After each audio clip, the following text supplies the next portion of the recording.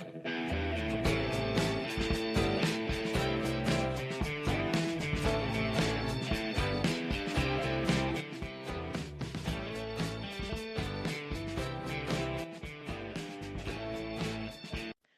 to GenX Adulting, and today we have Tracy Collins, Behavior Specialist, with us. Welcome, Tracy. Thank you. Glad to be here. We're so happy to have you. And our first question is always, what year were you born? 1975. Okay, so you're Gen X. I am. Oh, 100%. You're definitely Gen X, no question about it. Yep, absolutely. Absolutely. So where were you born? In Australia, where I am living right now, in South Australia, in a little country town, the Barossa Valley, which a lot of people might know for the wine region. Okay, so cool. what's it called again? Barossa Valley? Barossa Valley? I think you could pronounce it like Barossa Valley or something like Barossa that. Valley. Okay, Barossa okay. Valley. Okay, is it in a valley? Yeah. Yep. Oh, okay. Yeah. And is there a lot of vineyards there? Yes. Yep. Surrounded by vineyards. It's very beautiful, very picturesque. Grew up surrounded by vineyards and orchards and Okay. very So- idyllic. Kind of like what Napa Valley might be? Very similar to Napa in terms of climate as well. Yeah, absolutely. And we know, like my daughter's a winemaker as well.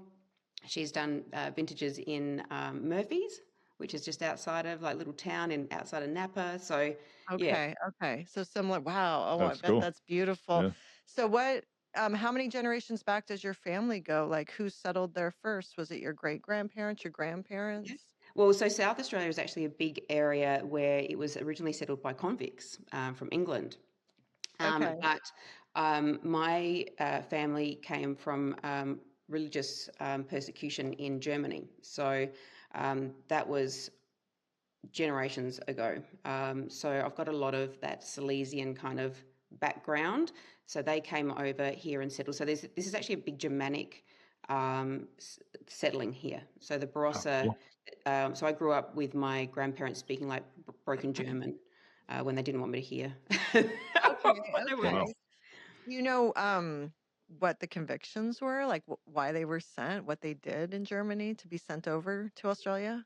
So the convictions were from England, and they could have been, so from the German side, there was no convictions. That was more like religious kind of differences. And so it's a massive Lutheran community here. Okay. And there was, just lots of unrest. And the convictions over that came from England, where they could have been so simple as, bread, or stealing bread, or they were quite trivial back then. Some of it was very just survival, but then at the same time, it could have been, So for your family, was it mainly we're not religious? convicts. You were convicts. You were religious persecution mainly. Yeah, absolutely. So and the Barossa is very much that Germanic settling here. So there's always a bit of, I think, sometimes you hear in conversation when people are talking about their heritage, were you a convict or were you? Right. Yeah, that's funny. That's actually, now, is that all over Australia or is it mainly just South Australia where people were sent? I believe that like South Australia was like the kind of convict hub, from what I understand. Yeah, absolutely. There's probably a famous port there or something where they came in over on ships or something. Is it near well, I know it's near the water, right?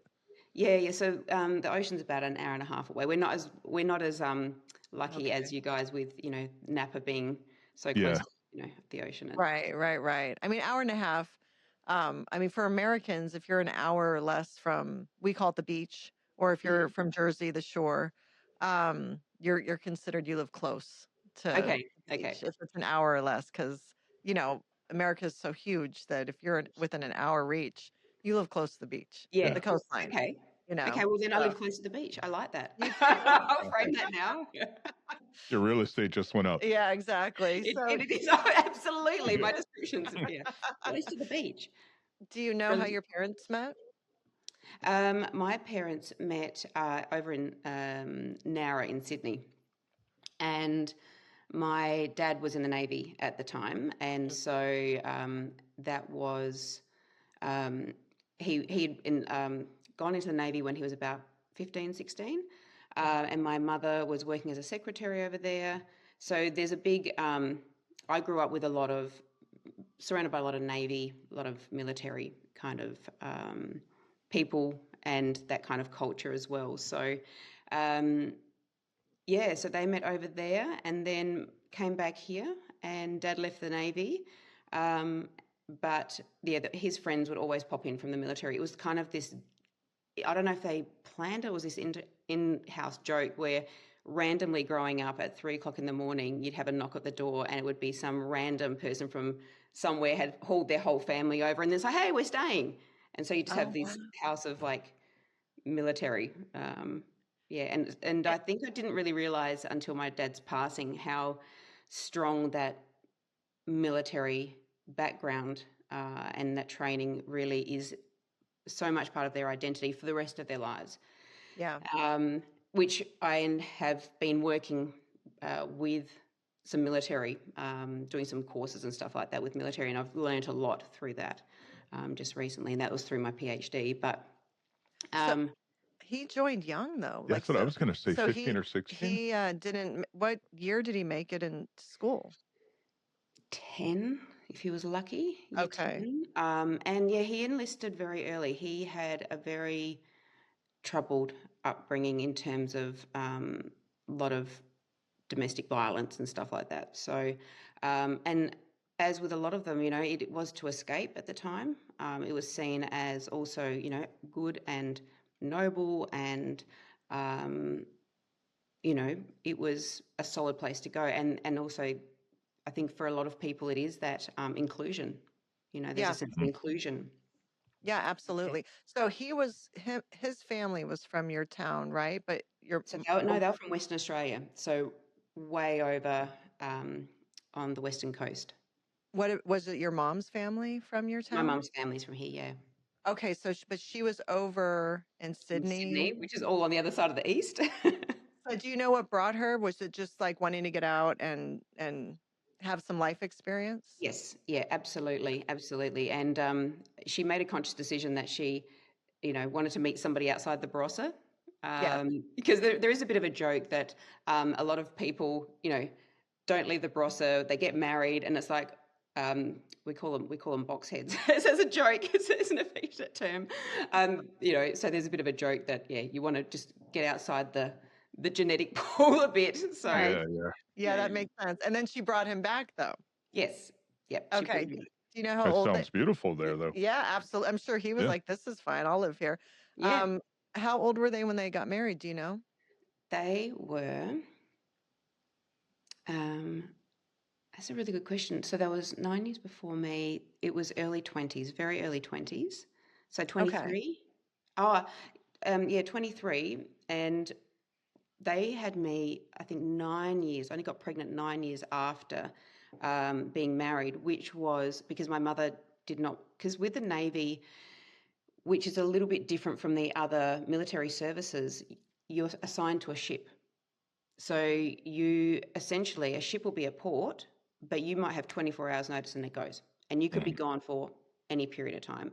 And so there was a conscious decision not to have a family because of that. There's a lot of separation there.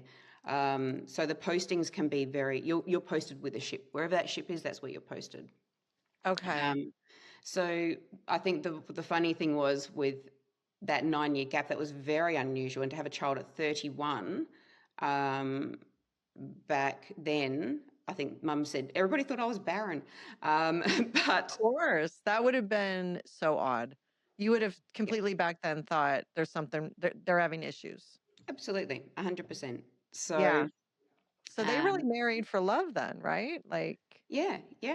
They must, because, and then they wait. And what'd she do? Wait until he wasn't going to be called away, basically? Yep. Got out of the Navy and then moved back here, got a house, all of those kind of things. And, had kids and all of that. When he was in port, did she live in the different ports or did she live there? No, she stayed in Nowra. Yeah. And it was lucky. So he was posted out for Vietnam as well. And so he went in, but luckily when he went, it was right at the end. So he never actually had to go in and face any real face-to-face contact, but he was definitely on ships. They were on the outskirts. And then, came back. So, Are you their only child? no, I've got one younger sister. Okay, so they had you, and then what's the difference in age between you? 3 years. Okay, so so she just squeezes in as a Gen X. Yeah, I think so. So Because what is the 79? cutoff again? The cutoff is 78, isn't it? 80. No. Yes. 80. 1980. Oh, 1980. Okay, I'm going the wrong way. Yeah. Yeah. But Yeah. that's such a big difference, right? 65 to 80. Yeah, So that's you were born in huge. 75, though, and Yeah. your sister's born in 79? 75, 78? 78. So she's still Gen X. She slides right in. Yeah. Okay, so I have a question real quick. okay. Do you know if your dad had to forge his age at 15 or 16 to get in? I actually believe he was actually 15 and a half when he went in, and he forged to say he was 16. Okay. Wow. He was desperate to get out of his Yeah, situation. a lot of people do that. Yeah. I hadn't thought about that. So they settle in, they have their home, they're in this beautiful, idyllic town. You start school. In school, did you have in elementary? What do you call it there? We call it elementary. Primary. Like primary. In primary school, did you start showing any interest in any extracurriculars like art or sports or music? Me? No. I did arts, I did music. I couldn't read music, but I would be able to play it by ear, and it took my teacher about a year and a half before she realized that I was just faking that. What did you play? Chariots of Fire, and But I had an piano? organ. I was really cool, like I had the organ. Okay. Chariots of Fire was that too in that class. It is that dun, dun, That's dun, dun, yeah. Okay. It's the running, and I remember I was so excited to see the movie because of the hype of Chariots of Fire, and to me at that age, the movie was so boring. Like it was just like they're just running, and I didn't understand any of the depth of. I didn't understand the human issues that were going on. I was like, I No. thought this beautiful song, this movie's going to be so good, and it was just like, what is? I was too young to understand. I The 100% movie. with you. Yeah, I remember watching it going, I don't get this. No, we were too. But the song is so. So you played the organ. Yeah. I was not sporty at all, like ridiculously not sporty. I was a real chubster, and like this is how unsporty I was, that they used to have tickets on your sports days where they would give you like reds or blues or greens depending on like if you won or whatever, and I always had like the low. I got nothing. I was terrible. And even in running, I was terrible. And there was a cross country one year, and my mum said, she so distinctly remembers it. So we all go off on our cross country. I think I was about like year 4 or year 5. So off we go running.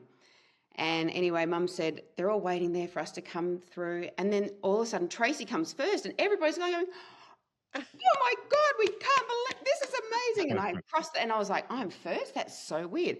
My experience was everybody just went so far ahead of me that I got lost, and I obviously just cut through, and and all the the official what do you call them?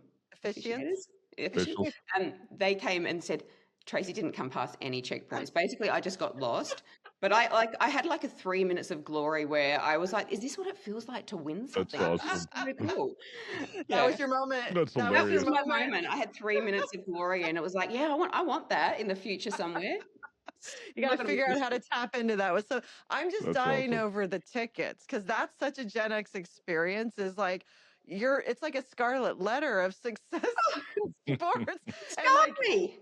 You're the best, and you suck. They would never do that now. Could you imagine? Parents would be losing their mind.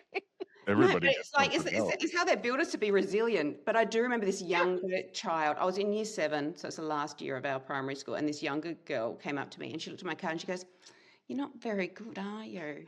And I was just like, no. No, but that's like literally opening up bullying. Like, let's just bully. They like it's saying, I'm ready to be bullied. I have my color is, white, Yeah. and like now everyone would have the same color. Doesn't matter Oh, what you do, everyone. But I'm dying over that. It was just like exposed, like you're good and you're not good. Oh my gosh! yeah, And you're how correct. traumatic. So okay, so but you could play music by ear. That's pretty cool. Yeah, I could. I think that's where it's like linked now, and we'll get to that in conversation, I'm sure. I've been diagnosed with ADHD just Mm, recently in okay. the last year, and with my studies and psychology, and I'm literally learning about ADHD and all these other things, and I'm doing adolescent diagnosis and assessment, and I'm looking at it going, how did nobody pick this stuff up? Like, I am Right. like the poster child for a female now, but we didn't know about it back then. So, No. Yeah, and I think that I feel like just from what I've researched and also from having other guests on, mm, it seems like a lot of Gen X women when they were girls, so many girls went undiagnosed. Whereas the boys, it was more obvious, but I don't think they even really diagnosed Gen X girls. no, no, I don't think they did. When we we're growing up, it's things like, did we even really know ADHD? If there was ADHD, it was like it had to be so like usually it was a boy so far off out of spec who was just bouncing off the walls, you Yeah. know. Um, and even then, I don't really think that it was about diagnosing. But like even PTSD, that only came out in the 80s. Yeah. That wasn't a thing before. Um, and that and when these diagnoses come out as well, they're usually met with a bit of skepticism and a bit of Yeah. pushback, and it's like, oh, it's a bit of a new age thing. So um, back then as well, you think about our culture was really much as well like if a kid was pinging off the walls, it's usually like bad child, bad parenting, kind of thing. They Yeah. attributed it so differently. They'd Hmm. separate the kids, right? Mm, Yeah, I Or think just let it go? I don't know. I mean, I remember there were kids like that, and it was just like, oh, they're hyper, yeah, or it was just like, and the teacher would be like, sit down, Timmy, come on, Timmy.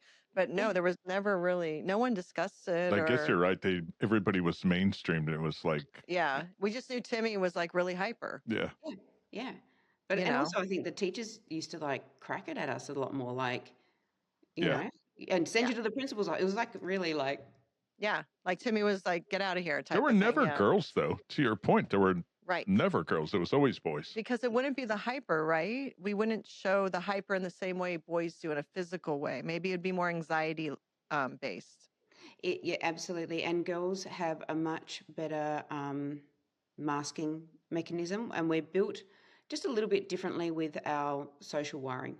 Um, and I guess they develop their gross motor skills a lot quicker. So they're like big arm movements and stuff where the girls were a little bit more fine motor skilled. So we can fly under the radar a bit more. And That makes sense. in general, behaviors weren't so overt, and they weren't Yeah. functionally kind of um, as obvious, in terms of the boys wouldn't be able to stay in their seat, whereas the girls may have just daydreamed a bit more. Yes, that makes sense. And also, so many Gen Xers as kids suffered trauma. And so disassociating was like one of our number one tools. So in general, we just, a lot of us disassociated, but also it could have been from ADHD. Like I'm sure symptoms of trauma, childhood trauma, are parallel to some symptoms of ADHD, I Yeah, would think, right? 100%. They're very overlapping, co-occurring, and this is something that when I started my PhD early last year, um, I the reason I started the PhD and I was able to go in there is I had lived experience because it was partly to do with the military. So we were looking at the mechanisms of specifically PTSD, parents with PTSD from the military. And because when I was doing my undergraduate, I was looking at PTSD, the neural correlates, and with dissociation and not dissociation. And I'm reading all this information and I'm going, there's so much about the person with PTSD, but there is nothing about the children that are in the environment of this highly dysregulated person. And I'm looking at because I'm looking at through my own lens of my experience, because my father had PTSD. He also had lots of problems with alcohol, and I'm going, wow, there's all this information about how to help this person, but we're the children, the family. This is just why is nobody talking about it or researching it? And so that's where my PhD came up, because I said, yeah, it's a huge gap. And then through just even that preliminary study, one of the things that has come out of the basic research that has started is there's a lot of children that when they've had trauma experiences, and so we're now going outside the scope of military, but also with it also correlates to people that have had parents with military, but a lot of those children end up with ADHD diagnoses, predominantly the men with ADHD and females with ADHD, but so borderline personality disorder, a lot of the females were, because of the trauma. So what we understand now as well is that those environments, when you've got this child with a neuroplastic brain and they're developing, that trauma, because of the hypervigilance that's required, in those environments that are really unstable, the brain does wire. And so if you've got a genetic predisposition, bingo, bango, bongo, like you're going to get it. On the other hand, even if you don't have a genetic predisposition, you are more likely to get that wiring. So it sounds very psychosomatic. You're right. It's your brain is dealing with this external trauma or the unsettled environment, and it's rewiring itself to your hypervigilant. Absolutely. That's the So truth. you put a child in an environment where there is unpredictable. You've got different types of neglect or deprivation or response mechanisms. The child is developing a nervous system, and there's multiple ways that it's always having to be on, way more than if you're in a safe, secure, predictable environment. That's probably pretty new research, right? Yeah, there's pretty new research out there, and it's when I'm talking about this as well. These some of them are reasonably small studies, and there is still a lot that isn't known. So when I was starting with my PhD, America's actually just that little bit ahead. So there was actually one really good study that was done, and that was actually the population of that was very, very big. Which was great. So the bigger the study, the better the research and the evidence can be. Unless it was like, when it's a small study for like 12 people, the findings are a little bit less reliable or generalizable. So would it be safe to say that, I guess we could just speak with our generation, Gen X kids who ended up having ADHD, whether it was diagnosed once they were adults or whenever it was found, teenage, whatever. Is it safe to say that there's a high percentage of them that also suffer childhood trauma? Yes. Yep. Not all, right? You can't say all, but that it was definitely a trigger. And as you're saying, if you're already genetically predisposed, you definitely probably don't stand a chance if you're under severe trauma, but that it could happen even if you're not genetically predisposed. Absolutely. That makes so much sense. That makes so much sense. Yeah. And so if you've got a high genetic predisposition, there's a few levels to this. So if somebody's sitting there going, hey, I got ADHD, I didn't have any trauma, it's like, that's fine. You've probably had a genetic predisposition and you're in an environment with another maybe ADHD parent, an environment. So then the environment is, kind of, essentially reinforcing it. You're in the environment with all of that. And those behaviors are normalized and modeled to you, So if somebody's sort of coming from that framework going, hey, I don't feel like there's trauma, but for somebody that has had trauma with or without a genetic predisposition, there's a higher chance that you're going to have that ADHD. And kind of what you're saying is, if you're genetically predisposed, but you don't feel you had trauma, you could still be being raised by a parent with ADHD who's unregulated. So you are experiencing a chaotic, traumatic environment to some degree, but you're not identifying it as such because it's really all you know. Yeah. So would this also, would emotionally immature parents fall into this too, being raised by an emotionally immature parent that can cause that that chaos and that projection and that depending on the child for their emotional needs? Do you think that falls into that at Yeah, all? absolutely. When you've got a dysregulated parent, whether it be because they're immaturely reacting or they just can't control their own nervous system and their own reactions that are internally happening. Um, absolutely. I think that it was a really interesting conversation.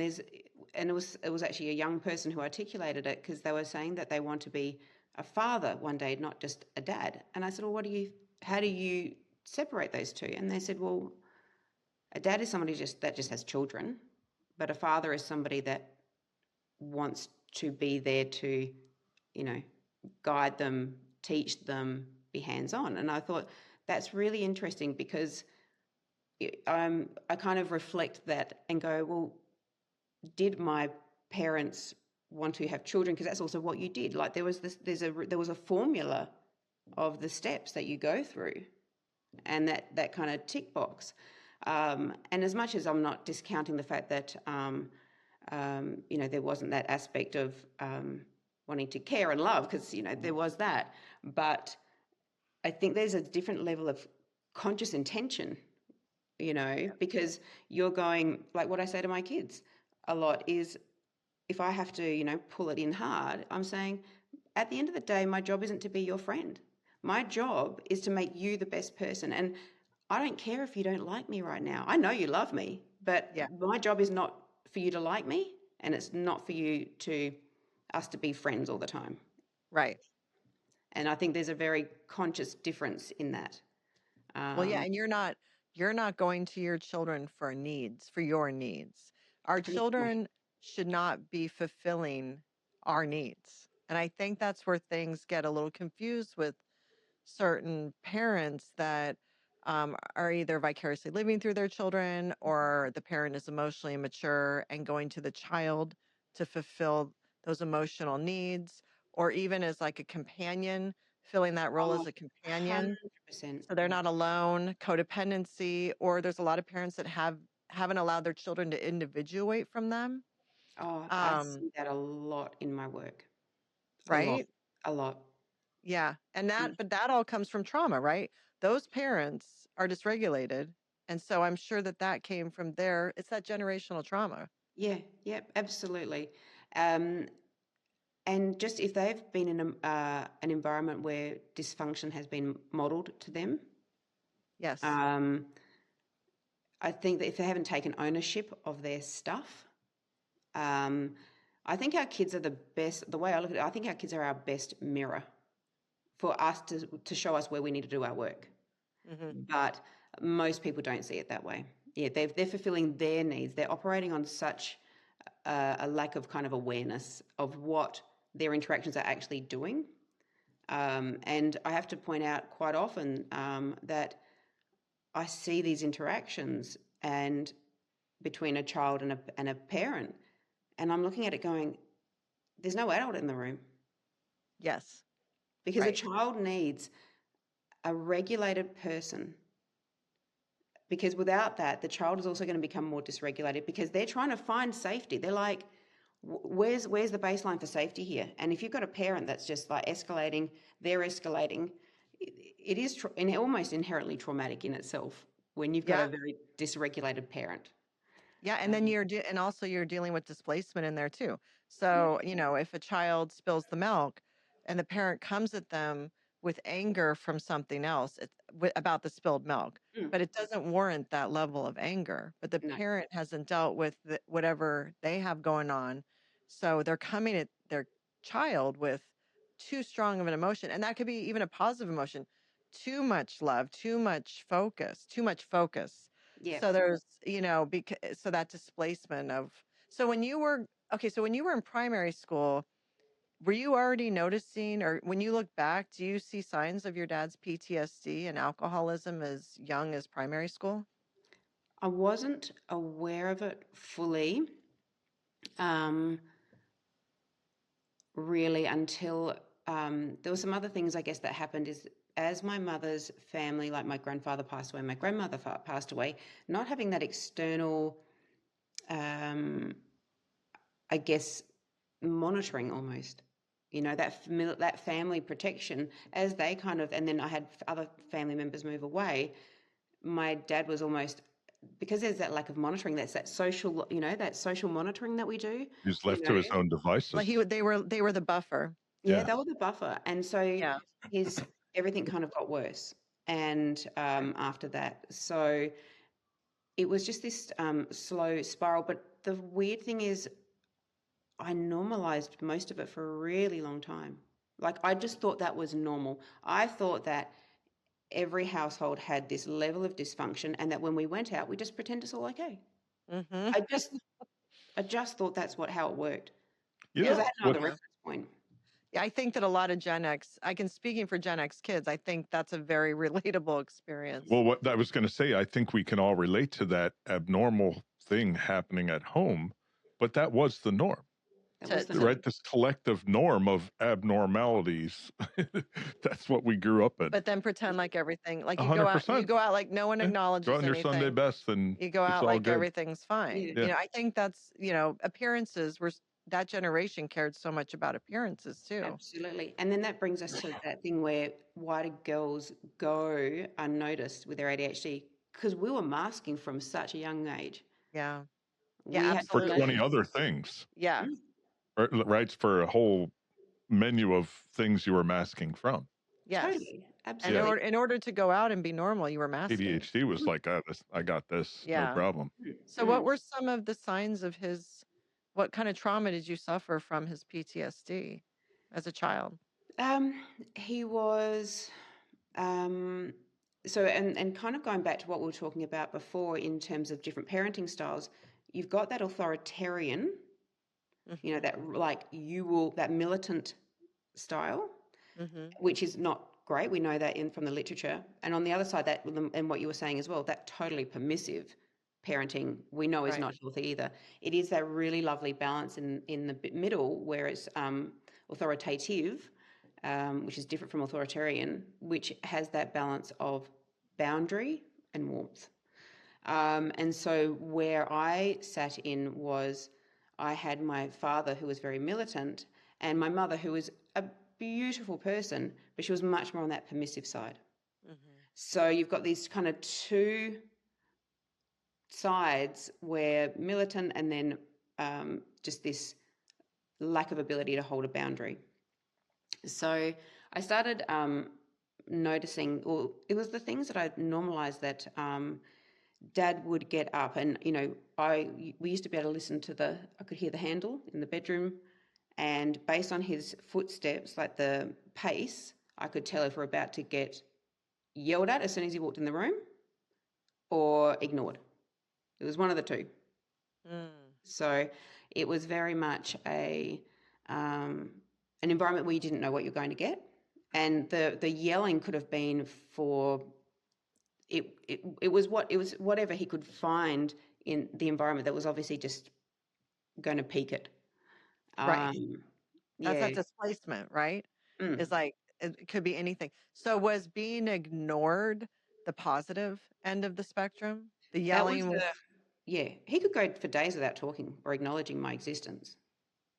He would look out the back, but it was almost a bit of a right. But it's always a holding the breath because you'd hear as soon as you hear them come back in, and also we all, and I think that's the thing. I thought it was normal for so long as well, because I remember saying to somebody, oh, Dad does this, and they go, oh, every parent hits their kids. We all get a whack, and you just go, oh, okay. And I think that the difference was, I still remember when he would hit, just seeing the fact that you could see the anger, but he wasn't in control. Right. And so I think that that's where I've tried to develop compassion over that. And it was it's interesting now then doing the military and doing the PhD from that military perspective, understanding that And when they go through the military training, there are a lot of things that are trained into them. So, but they are things that are prized. It means that people aren't going to die. So when they're trained to react, hyper vigilant, they literally rewire their nervous system to be hyper vigilant. Controlled aggression. What I saw wasn't a controlled aggression, but the mechanisms of what the military do, and this is not a negative on the military either, but it helps us understand the mechanisms of what we see when they go into dysfunction, and why he also probably couldn't unwire them. And the other hard part is I could see this fight within my father all the time, because when you're in the military, the fact that you are hypervigilant, the fact that you have controlled aggression means that when you're in battle, you know that the men next to you, when there's a threat, no one's running in the opposite direction. You're all going to move without hesitation, all at the same time. That is protective. It means that you're going to live, and like you're going to help your mates also live. So all these things are part of an identity that is so valued in the military. You're saving lives. You've got everybody's back. And you get out into the real world, and all those things that part of your identity and are valued are no longer valued. Having a quick trigger response, that's not good. Having all of those things, it must be very, very difficult. And then there was such a change with the Vietnam War as well, how we viewed military service. It was the first war televised, and there was such a change. So when he also entered into the Navy, it was seen as a very, noble, heroic thing to do. It was during a peacetime too. Yeah, absolutely. Yeah. And then you come out the other side, and it was quite awful for a lot of the Vietnam veterans. Right. They weren't welcomed home. No. And I was just thinking about their timing for discernment has to be so fast in the military. It has to be split second. Absolutely. That skill has to be honed and practiced, and just right on point in order to be able to go into battle, in order to have each other's backs. And so then to go out into the civilian world where there is space for discernment, there is time for discernment. People expect you to take time to discern a situation. And then, as you said, that quick trigger, that could be really not fit with regular life, because you could jump to conclusions. You could have a much stronger reaction than the situation warrants. And that, like you said, that worked in the military, but that doesn't necessarily work when you're just in a regular job or at home with your family. And then if there's PTSD in there, as you were saying, when he would hit you, you could tell he was out of control at that point. So his brain was probably misfiring completely. Yeah. It's a cognitive dissonance to know how you should really act is what's happening. Yeah, absolutely. And you put his own childhood trauma in there, and you layer that with PTSD. And we know that there's likely some predispositions to somebody getting PTSD based on kind of those trauma pieces, or if you've got, there is some research to say that if you've got a smaller hippocampus, which can tend to happen through trauma as well, it might predispose you to that. Oh, that's so interesting. An interesting sidebar. So when we were in college, a friend of mine was older than us because he went into the Army, came out of the Army paid for him to go to college. So he's 5-6 years older than us. The Gulf War broke out and he got called up. So he had to leave college and go to basic training again, or kind of get ready to go. And then he didn't get deployed, and he came back. And I remember we were good friends. He's like, boy, man, I'm struggling because I was taken out of my wonderful world here and taught to be a killer again. I was getting reprogrammed to get deployed for the hypervigilance of watch your own back, but be ready to kill. And then it was like they sent him back as like, oh, joke's over. Never mind. Go back to being a civilian. So it's very much in line with what you're talking about, where that hypervigilance, they mess with your head. And it's a fascinating thing to hear, because we're here in the US, you're describing something, thousands of miles away in Australia, but this is a collective thing again. And we have a very heavy military presence. Sounds like Australia, you do. We're partners in the world, right? It's very interesting. Yeah. Well, and then also the hypervigilance that he learned your father learned in the military, but he was already hypervigilant from his trauma. Mhm. And then raising children, and the children became hypervigilant because of his hypervigilance and his trauma. Well, it's that generational trauma. Yeah. So I assume there was mental and emotional abuse along with physical abuse in the house. Yeah. Was that on both you and your sister? Yeah. I learned a bit earlier than my sister, though, I learned the power of my words and how to use them to use it as a shield. I learned how to call his behavior out, and in a way that I could hold him off. I learned that my sister was much more dysregulated, and so she found that harder. She got it harder than me. She got it harder, not you, because you didn't distract him to you?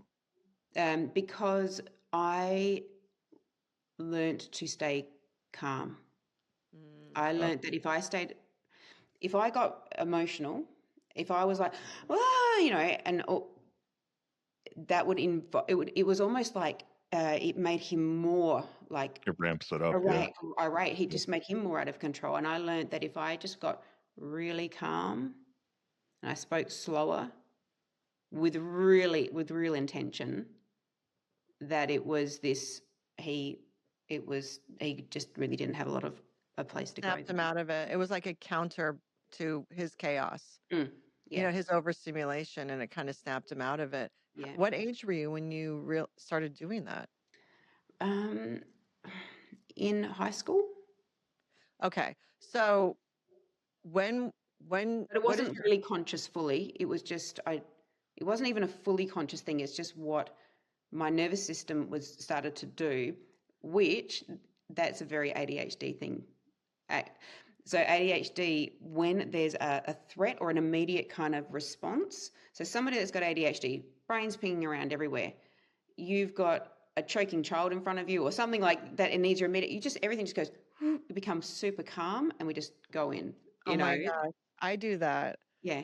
I do. I in high stress situations, I become immediately calm and You're the cool and calm one. focused. I'm the cool and calm one. You're right, but I have a million. If you ask, I tell Brian all the time, I have too many tabs open, and today I have so many tabs open in my brain. It's so conditional, though. But if like for example, a couple Thanksgivings ago, our oven caught on fire, and he's normally the calm, rational one. He started freaking out, and I went into total calm and just took care of it. Everyone in the house was like, and I was just, no, I just stopped it. And then I just continued on with making Thanksgiving dinner. It was like nothing really had happened. And he's like, I'm usually the calm one. I would normally walk over and do what she did, but I was like, what the hell do I do here? I was looking for the fire extinguisher. But like you said, if my niece was, she was choking when she was young. And again, everyone started, and I just said, can she speak? And they were like, I'm like, ask her to say a word. And she did. And I said, she's not choking because she can talk to you. Like she's gagging, like, but she's not, because they were freaking out, like she can't breathe. I'm like, she can breathe because she's saying words. So she's talking to you. Keep her talking. And then we started dealing with the situation. She had something stuck in her throat. But that is so, is that a sign of ADHD or one of the signs? Yeah, and there's obviously somebody who's maybe had trauma would maybe be the same. But ADHD, if we look at it, the way the brain's going is that we have, with ADHD, the frontal lobe with our executive functioning, all of that, we have kind of like this misfiring of how we connect. So we need dopamine to connect it. So in a heightened state, it's like our brains just go online, and we've got this focus, we see it, and it's just like bang. So we get in that moment, we get all the nice little neurochemicals just to kind of put our brain online. That's how it kind of, when I'm looking at the functionality and trying to explain how that would work, that's, we get that adrenaline, we get that, but we use it to put our brain online. Does that make sense to you? It regulates it. Yes. Yeah, what a trip. That is such a trip. Never thought of it or heard of it that But way. like you said, that also could be being able to do that could be a sign of trauma too, right? Oh, totally. Yeah. Totally. Yeah. I'm trained for this moment. Yeah, like because it's like the hypervigilance, the walking on eggshells, the fight or flight. Like if you've grown up like that, when there's anything traumatic happening, it's like, oh, I know how to handle this.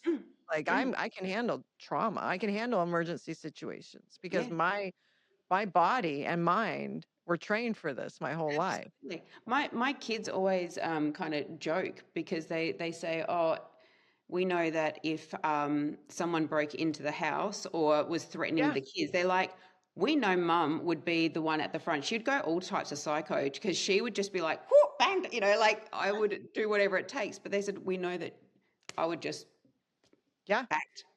There would be no, and it would just be the way it is. And it's funny how they can recognize that when it comes to those heightened things that it's just like mum's all go. Mum's like bang in there. Yeah. We're like Linda Hamilton in Terminator. We're like Terminator 2. Terminator 2. Where she kicked ass. But that's I visualize that sometimes after I've taken care of a situation and one of my kids is like, "Oh my God." And I just went in that mode. I'm like, that's just what I go into my Linda Hamilton mode, took care of it. Okay, now I'm back to making cookies. But I can flip into that mode like that. 100%. And it's just this sharpened focus and everything just is lovely and crystal clear and calm. It's like, why can't my brain be like that all the time? But anyway. Why can't I have emergencies around me all the time? Yeah, absolutely. Well, the job that I've got now, though, it is a little bit like that. And I think that's why I'm enjoying it so much because it is like I am literally putting out fires all day, which I quite like. That makes sense, though. There's the thing with ADHD, though, which is quite interesting, though, especially for women, because there has been a big explosion of ADHD, talking about it, conversations, all of these things. And what I find quite fascinating is that, many of us women now going into perimenopause, menopause, we're undergoing such changes in our brain. And so the changes that are happening are, a loss in like grey matter and all that, which operates very much also, it alters the dopaminergic system, which our brains rely on if you've got ADHD. We've also got lowered estrogen, which means that we're not producing as much dopamine. And so for a lot of us our window of tolerance is just like wafer thin, and people are, I think it's great that we're finally talking about this because back in our parents' day, our mums just like they white knuckled it, perimenopause and stuff. Yeah. And we're only just really looking into it now, but understanding the chemical and the structural changes that are happening, this reduced window of tolerance that most of us are feeling, and how that relates to our hormones and why we're basically all of a sudden exposing this ADHD more than ever, and all the symptoms like the brain fog, the not being able to apply ourselves, and we usually attribute it to there's something wrong with me, I'm just not coping, I'm weak, I'm failing, which is I think very much of our female psyche, how we tend to be very hard and berate ourselves. And for me, I was in denial for a very long time. It was just like, I just need to try harder. I just need to, grind through it. Well, how is perimenopause? How do you think it correlates with the rise in ADHD diagnoses in our age group with Gen X women in particular? Obviously, with Gen X women. How does that match up? Why is that happening, do you think? I think because we've finally got an awareness about ADHD. I think we've also finally got an awareness around perimenopause and also the effects of how estrogen plays a role. So that's the first one. Just, I think, better understanding, better diagnostics, and essentially when I went and addressed the perimenopause, I just flippantly said, I feel like I'm ADHD. She goes, well, you could be. And I'm thinking, well, I've never had it all my life. Like, I just attributed my behaviors and my thought patterns to myself. And she said, well, look, have a look into it. But I did the estrogen, and straight away that started lowering the anxiety. The window of tolerance just got a little bit better, and it was like, okay, this is feeling good. Still had a little bit of a screen of the ADHD, and I thought I might be a little bit ADHD.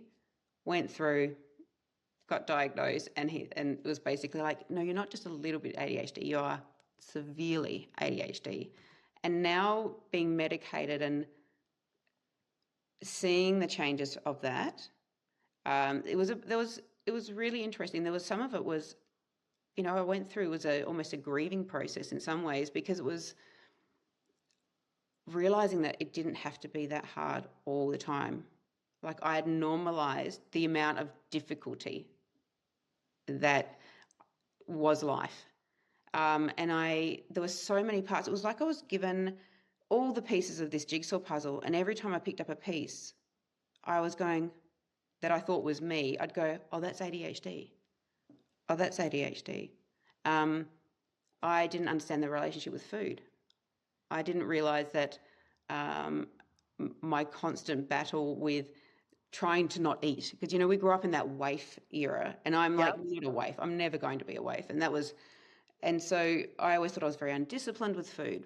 What I realize now is that was my body's way of trying to turn my brain on. I used food to try and wake myself up constantly. So I was always snacking, and I couldn't not snack, So is food noise a symptom of ADHD to some degree? Yeah, binge eating disorder is apparently very prevalent with ADHD, but I didn't realize that food in itself, there was a huge food component, because it's almost like a stimming as well. It could be to help regulate. It could be to turn our brains online. So I think I used it sometimes, just for comfort, or I used it, and we all emotional eat, I think, to a degree, or, food's yummy. But thinking about food so much, or thinking about I shouldn't eat, or I should eat, like, I thought about food a lot.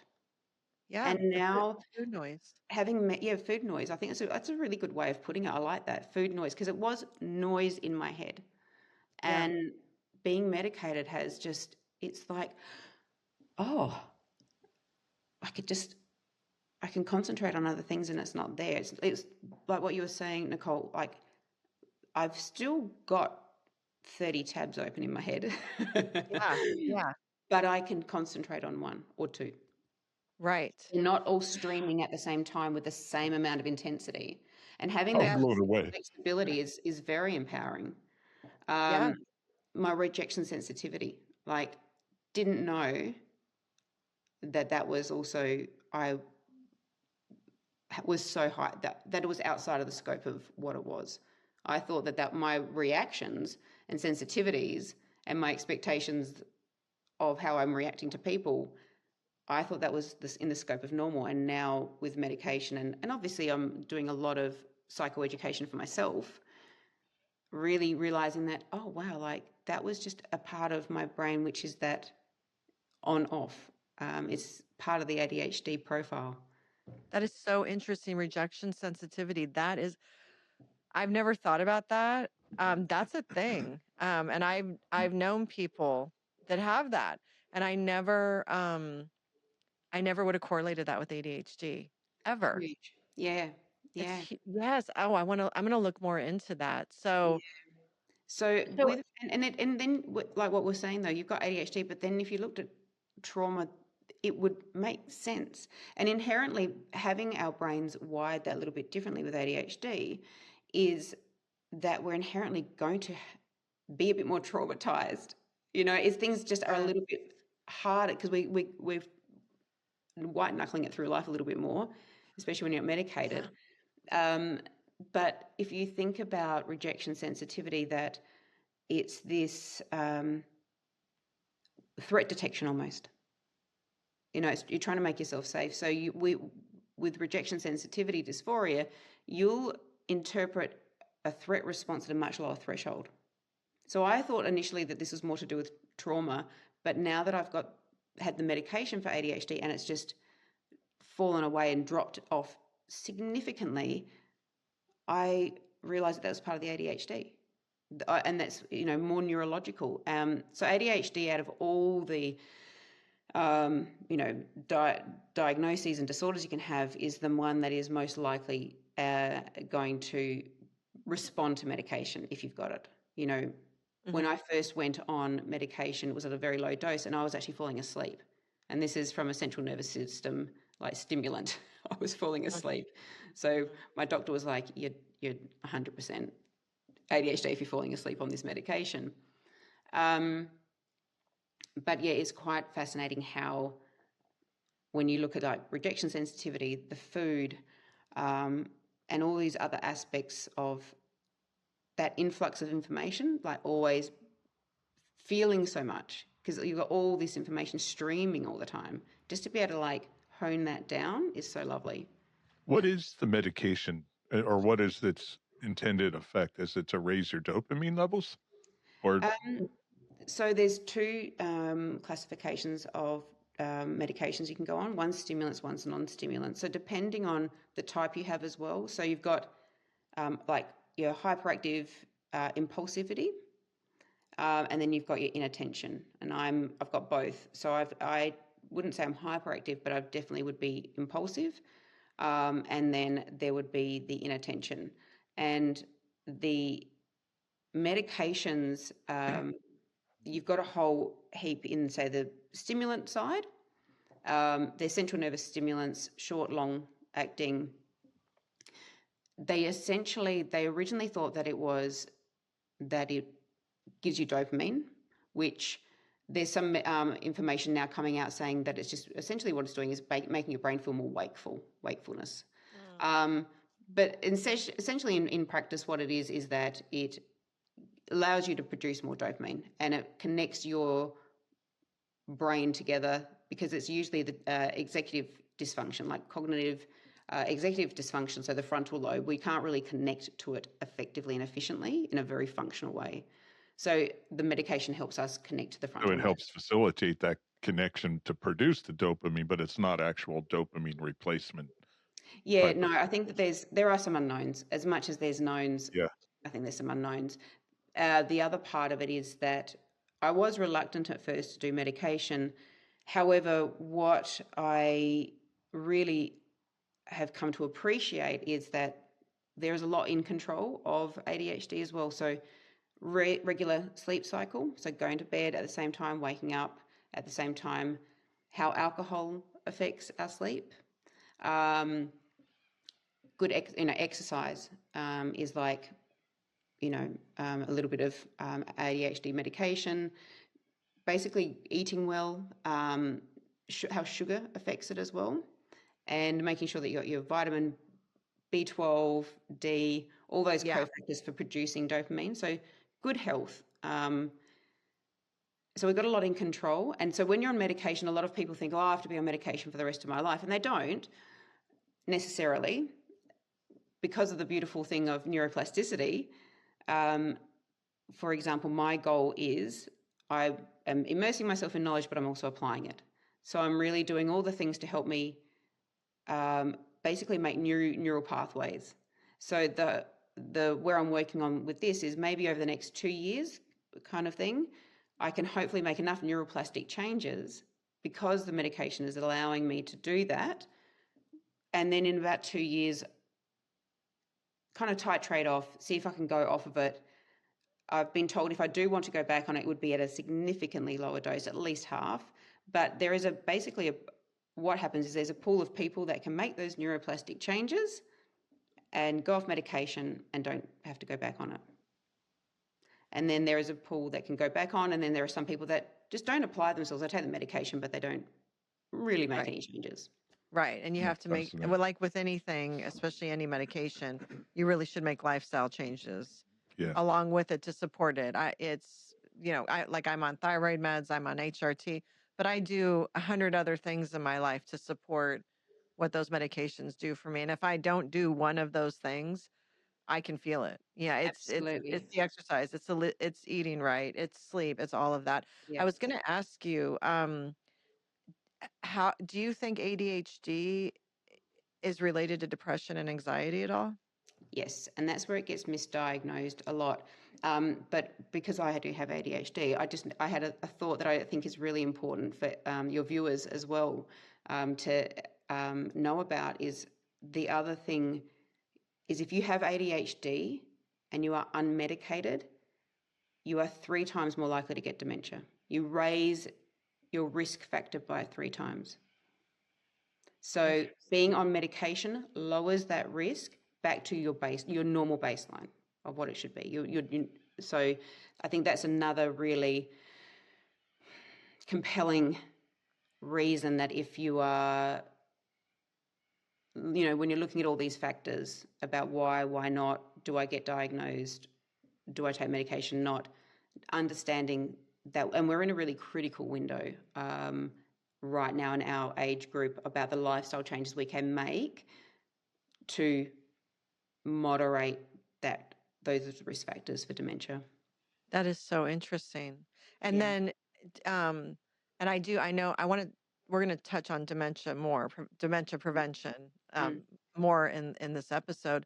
But as far as ADHD and depression and Yes. anxiety, did you have depression or anxiety in addition to the ADHD? Did you Mm. find going on the ADHD meds then helped with the depression and anxiety? Absolutely. So historically, I've had some, periods of depression, periods of anxiety. Probably had a baseline of anxiety most of the time, and that's where most women are also misdiagnosed. They are misdiagnosed with that. Medication never really did anything for me. Antidepressants, it maybe helped a little bit, but not really. And the way it felt when I went on the ADHD medication was a really good analogy is it was like glasses for my brain. We started and it was like, oh, okay, that's okay. And then all of a sudden it was like clear. So if you Wow. can imagine, you when you've got your glasses, like my son is a good a kind of reference point. He had glasses from the age of 8, and then it was at 16 we went to a different optometrist, and he said his script's out by like 50%. So he put contact lenses on him, came home, and my son looked out over the hills, and he was like, it was like seeing a blind child seeing for the first time, because he's going, Mum, I can see the trees and the branches off in the distance. I can see all these things that have been in his environment all his life. And he's seeing them crystal clear for the first time. And I'm like, yeah, honey, is that? And he's like, can you see it that way? And I'm like, yeah. And he's like, oh my God, we thought he had corrected vision for 8 years. And he didn't. He was for the first time seeing everything. And we're like, oh, you poor bugger, we thought we'd corrected it, but he'd been through school. And so I kind of seeing that him being able to see clearly, it was just like, oh my God. And I felt like that with the medication. It was like, I got it and it was like, yeah, it was maybe a bit better, but you've got no reference point of having a different way of thinking. But as soon as the medication was the right amount, it was just like, oh my God, I can think clearly. It was just that my That's glasses are on for my amazing. brain. So for listeners who may be listening to this and being like, that sounds like me, that or I want to get tested. Is it a psychiatrist you go to get tested for ADHD? I'm like, how is it now? I How do you know, get diagnosed? yeah, back when we were kids, I know it was always a psychiatrist, but Yes. with things changing, I don't know if that's changed. Well, within Australia, just as of this year, 2006, it was always a psychiatrist prior to 2006. Now it's your GP. And Okay. I don't know what it's like with regulations in America, because the medication is highly regulated, which is good. I'll have to look into that. Mm. I'm gonna ask our GP. Like she'll tell it because she's great. She'll tell us like if it's her or not, and if it's not, she'll tell us who Yeah. because She I loves that stuff. She works for a research hospital. yeah. So that is so interesting. I may put that in the show notes for anyone in America if Mm. I find the answer to that. But so okay, so you're basically going through your childhood with a dad with PTSD who's emotionally, mentally, physically abusive, alcoholism. You have undiagnosed ADHD, Mm. trauma.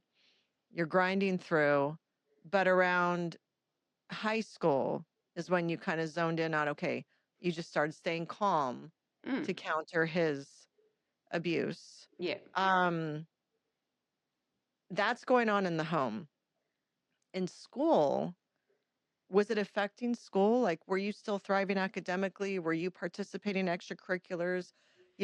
Was your social life, were you still able to thrive outside of the home, or was what was going on in the home, did that affect what was going on Yeah, in school?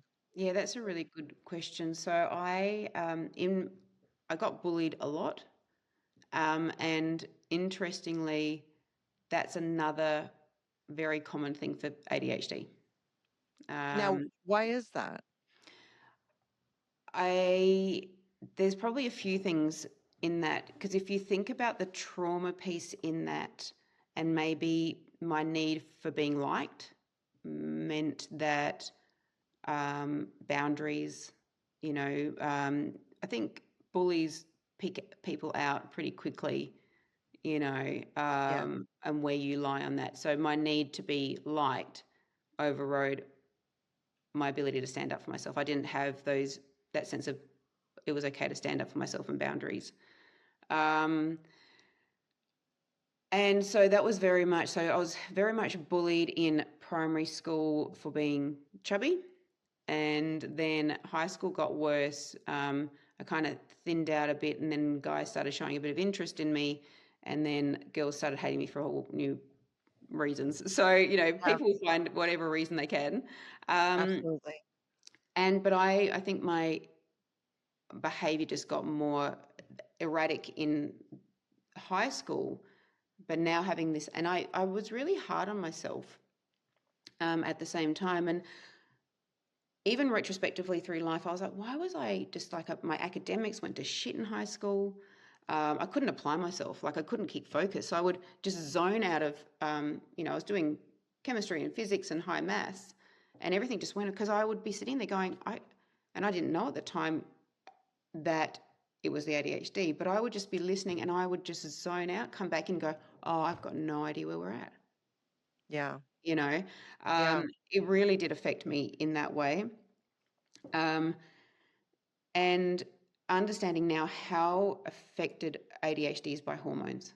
So you think about the times that women are going to, maybe if they're looking back as well, if they're not really sure, what was their behavior around in that adolescent stage, when you're getting all this estrogen, all these other hormones to inform your body. That was a big window for me where it just all kind of was chaotic and fell apart for me. But Mhm. also when you're pregnant, Mm, if women have had maybe some fluctuations with when they were through their pregnancies, that's the other big fluctuation times that they might find that was really difficult for them. But it's difficult through those times anyway. So I think yeah. everybody's challenged through those periods, but I feel like if you just felt like it was just that bit harder. Yeah. Well, and I wonder if women, you go through so many different cycles through the month with your menstrual cycle. You go the luteal phase, all the phases, the luteal phase, the follicular phase, all Yes. that. So even when you're going through like PMSing before you get your period and your hormones, you almost wonder that could ramp up Yeah, ADHD if like depending on and you don't even maybe that's on top of the PMS. You don't know, no. but The that could be so it. yeah, and it's very co-occurring with ADHD to have the premenstrual dysphoria syndrome, where and it's, I think the thing is we will all have changes, is when it becomes functionally impairing. So people can also have ADHD, but they can function completely fine on it. Yeah. It's really that when you are having trouble functioning, that is the really telling, aspect of it all. So with that premenstrual dysphoria, just that it's almost like clinical depression in for that week, Yeah. but then it lifts. It's like this wet blanket that gets put over you, and then it lifts. Yep. Yep. Mm, I wish we had words for that back then. I know mm, I had that. I yeah, definitely had that. Because I would go deep. And mm, I had trauma, and I had all the severe trauma and all that. But that week before, I would mm, cycle down into a dark, dark, dark place. I mean, there was times I was having like suicidal ideation yeah, going on, yeah, stuff like that. And then I'd get my period, and I'm like, hey, everything's fine. And yeah, it was like it's crazy. And then if you're with someone, and That's what I was just not thinking. to give men an Yeah. excuse to say, are you on your period? Because I hate that shit. But when I look back and I think there were times, and then of course I'm self-medicating with alcohol, which yes. please, Well, it's like gasoline on a fire, please.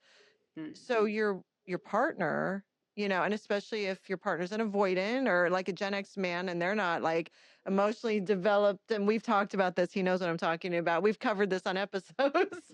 But I don't know what but you're talking about. is that they're right? not equipped as a generation, right? Like so it could just be a complete chaotic bomb in a relationship. Yeah, If you have, let's say, ADHD, and you have the premenstrual dysphoria, dysmorphia, is that what it's called? dysphoria, yeah. Yeah, and then you're losing it, and Mm. then you have a male partner who doesn't know how to deal with it. He's like, what the hell's Well, going no on? one does. No one does. And then you wake up the next day and you're happy go lucky, and they're probably like, what's going, they've been on this They're in road. trauma. Happens. They're like, what's happening? You're like, no, I'm fine. I like you now. Yeah. I don't want to kill you in your sleep. But it's crazy that what our generation of women had to go through with no words for any of this.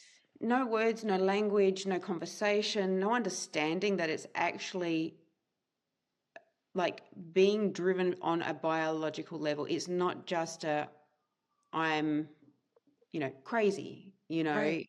those kind of things. And I think we would attribute it to being crazy or being weak or neurotic or having daddy issues, like all the derogatory stuff that was kind of labeled on it, which really stopped us from having conversations and understanding it. And I Yeah. feel like these conversations that we're having, it is great that we're speaking about it and females having an understanding, but I think it's so equally important for men to be able to also hear this so we can cultivate some compassion, not only from the men to the women, but the women to the men, of going, this must be difficult to navigate, Yeah. a partner that is, when we're talking about it from the female perspective, of going through these things, having that compassion back was going, yeah, like how I actually am not really knowing how to cope. I'm expecting you to read all this and just somehow know. Hmm. And so I think as well, just that compassion back going, yeah, like that's really difficult for you to navigate. Absolutely. Oh, you could have, I'm sure there's marriages that have fallen apart because of this, 100%. because there has been no understanding or education because no one knew. And Mm, if the education was there, then they could have been given tools to get through, to understand this isn't Well, you guys, this is what's happening to you guys, but it's not you guys. but then there's probably a label or a word to describe the male reaction too. That doesn't exist today, or maybe it does, maybe it doesn't, but there is a reaction we have, right? And maybe it's you're just being obtuse or you're being insensitive, but there's really some more clinical definition of that response. And mm, maybe it is that avoidance, right? It's like, oh my God, here we go. All right, let's take the next 5 days off. I'm going to just hunker down and deal with this. yeah. But there is a clinical And definition you can wrap it around could it. be disconnect, like that avoidance, that disconnect, like I can't, this is too much, so I'm just going to be quiet, But if you know you that, know. to your point, I believe in evolution and all this stuff, right? And the world continues to evolve. But if there's a label for that behavior, then the man can, or the young man, right? We're kind of past it at our point in some ways, but a younger man could um, understand because it's clinically defined, Mm, or it's defined in some way that when she does this, I do that. and she's doing this because of that, and because of that, I'm doing this. If you can explain it, then it's Giving him you tools can rationalize it. It's a to tool. It's a support tool. her, Yeah. and but also she needs to know what's going on, because she might have ADHD, or she could maybe benefit from some hormone Well, help or something, like, or make sure her B12 or her D is okay, or there's a whole bunch to check here and make sure she's okay well, physiologically. what I'm finding fascinating is the broad term of ADHD, and I'm curious, in your studies, is it getting further refined? Because right now, you've been talking in very broad strokes in some ways of specific behavior related to ADHD. I'm curious if you're finding that it's ADHD dash this or ADHD that type of thing, or there's just new terminology, premenstrual dysmorphia. Never heard of that, but it Yeah. makes perfect sense, Yeah. right? Yeah.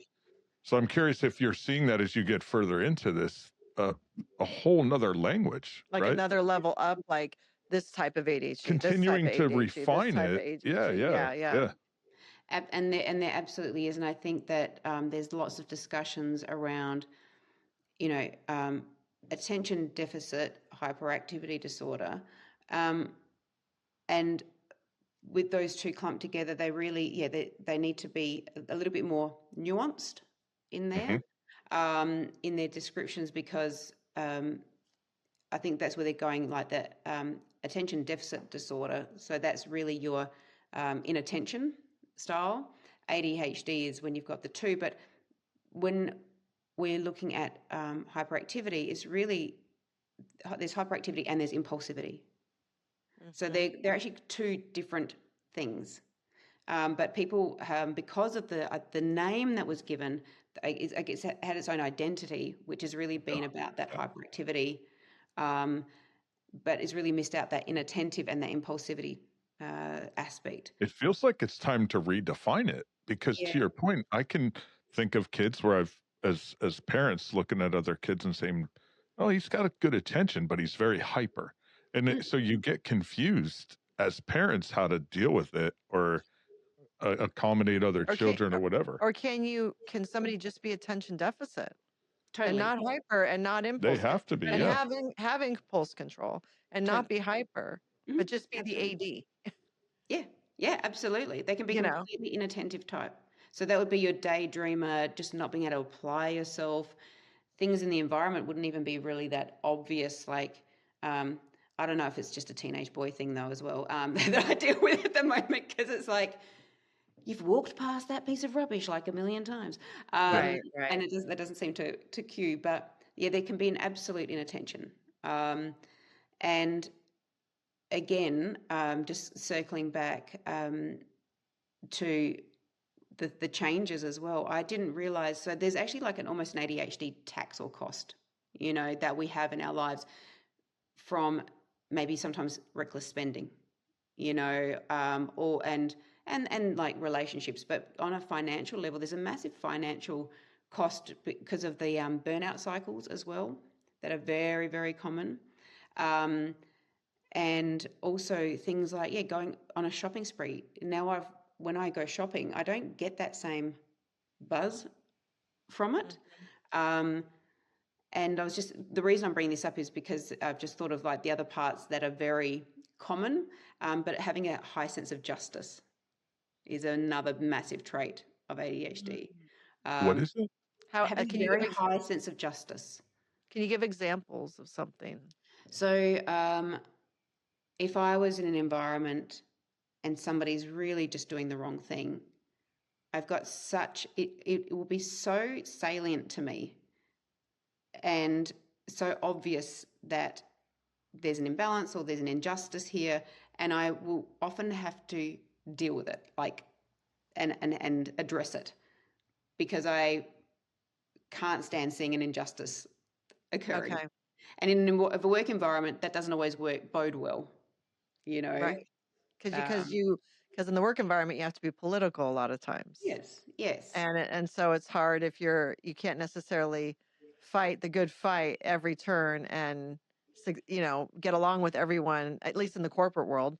Yeah. you have to, it's nuanced. So that would make sense. Is that kind Mm. of what you mean? Yeah, yeah, and also go, that's not my battle. I don't need to deal with that. Right. I Not to sometimes take would it be all on. like, yeah. Yes, yes, That's that why makes explains sense. why you might be able to watch someone get beaten up in the streets and not jump in and get involved. Well, Yeah. that would lack like, oh, you mean like instead of, and it kind I don't know, because I feel like you're seeing someone getting beaten up in the streets, you A would, bad that's example, a bad example. but But but if you did see something, you'd be more. I think just you'd probably notice little things even more so. Like if somebody else got cut off, you'd go, "Oh, that was really terrible of them." Or, but yeah, I think that just injustice in the world, or even if you're watching a movie, you would really feel that sense of injustice. Well, so that's interesting. So do you think empaths have some ADHD then? Yeah, I think that I always consider myself an empath. Mm-hmm. You know, Same. and it's those things of being able to go into a room and you're picking up on all these little subtle micro cues. I thought Yep. that was an empath, but that now I go as very ADHD. The fact that I Is can it? like a shift in tone in the voice, that little inflection in the eye, like we can read rooms and energy so well. And That's you so lay that with some interesting. injustice. that So is when you're fascinating. like, if I see someone else cry, I cry. Like Oh it yeah. brings tears to my eyes. Mm, On if I'm on social media, I don't watch movies that are upsetting in general. I just can't anymore because I just can't. But if I do, I'm like, everything hits so much. Or mm, I used to be before menopause. Menopause helped me mm, with this mm, because I used to feel other other people what they were going through. I'd feel so bad and I'd mm, dwell on it and that injustice, right? And it would mm, really bother me. mm. Where now, since my estrogen went way down and I have much less, F's to give about things, it actually helped me balance out some of that. And I Mm, could separate myself easier from situations. Like that's not my battle. That's that not my space. fight. Yeah, and find that space.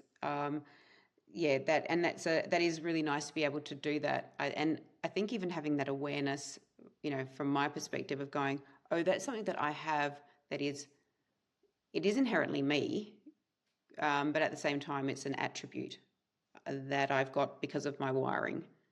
So I Right. can, I feel like I've got a bit more choice in how much I am in that feeling now. Yes. Like you can control it. Like, yeah, Whereas I've got before you were just more in it. choice. Yeah, I've got more Yeah. choice and control in it because I've got that awareness because it's not just me, if you know what I mean. Yeah. It hasn't taken over. Like you can manage it. Yeah, I've got some separation with it to be able to. I guess I'm observing these things now in me rather than just being hijacked by the emotion. That's a Um, great way to put Yeah, it. Hijacked by the emotion. That's mm, a great way to put it. I want to go back to something you said, the burnout cycle. What mm. is what is that? Um, Something that's very, very common is, and also when we're looking at all of these things, I know that we're focusing on ADHD, but I think as well, just to kind of put a frame on this, is having understanding that you might have, say, ADHD, but we're looking at it with Venn diagrams of, Yeah, the totally. trauma and how much these things are overlapping. And, so there's other factors that can layer and Venn diagram in here. So understanding that might touch on, you know, a CPTSD or even autistic traits are very common, or even bipolar. Or anxiety, depression. So all these things come in there. The burnout cycle is very common in terms of just pushing yourself very, very hard, because inherently working memory is not so great. So there's a lot more cognitive tax to sometimes having to have the same output as somebody else who's neurotypical. ADHD people often will work more, longer, and harder because of the challenges in the brain. We will also push ourselves a lot, and essentially just get to the point that it's burnout And then the recovery is not the same as just having a weekend off. It's like it takes quite a long time because the nervous system is literally kind of fried.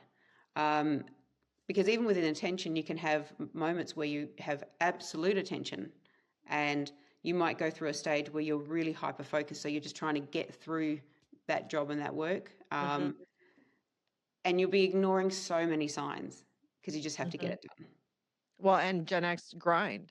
Like GenX grind, like we grew up grinding, right? There was no space for us not to.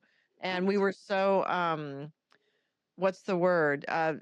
Validation through performance, right? Performance-based validation. You know, your grades, your athletics, your everything, your job. Like it was doing the best, trying the hardest. That's how we got our love, our acceptance, or whatever. So you're just like you're saying, but it's so interesting that burnout. So if it's taking someone with ADHD, let's say 10 times more effort to do something that a neurotypical, that's what you said, neurotypical, right? Some for them to do. And then I've called it like your social battery is dead and you need time to recharge your social battery. But maybe for someone with ADHD, like you're saying, it's not just like the weekend where you just need to like bed rot for Saturday and Sunday and then Monday you can jump back in. Like, do they need to kind of completely disconnect for a week or something just to kind of re-regulate? Well, and it is a really common coping mechanism to need to isolate. Isolate. Because, to burn out. But the burnout can take sometimes months, depending on what level that you've pushed yourself through. It can be really quite significant. And it's, I think, from an absolute depletion of your dopaminergic system.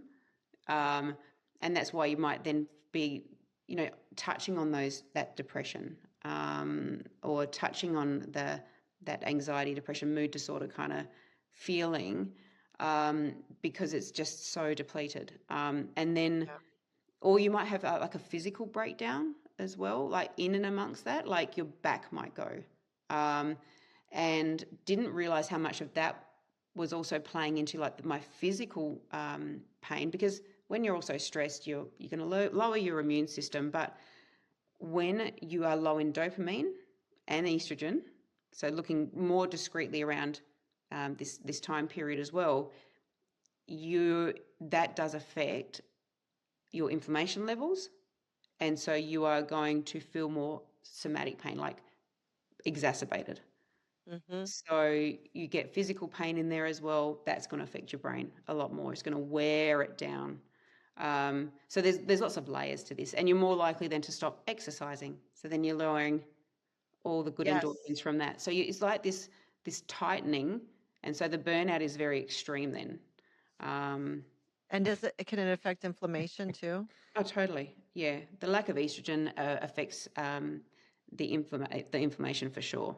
Yeah. And then the stress and the anxiety, and absolutely with ADHD as well. There's a lot of correlates now with inflammation, and also a lot of research around having methylation issues in our system.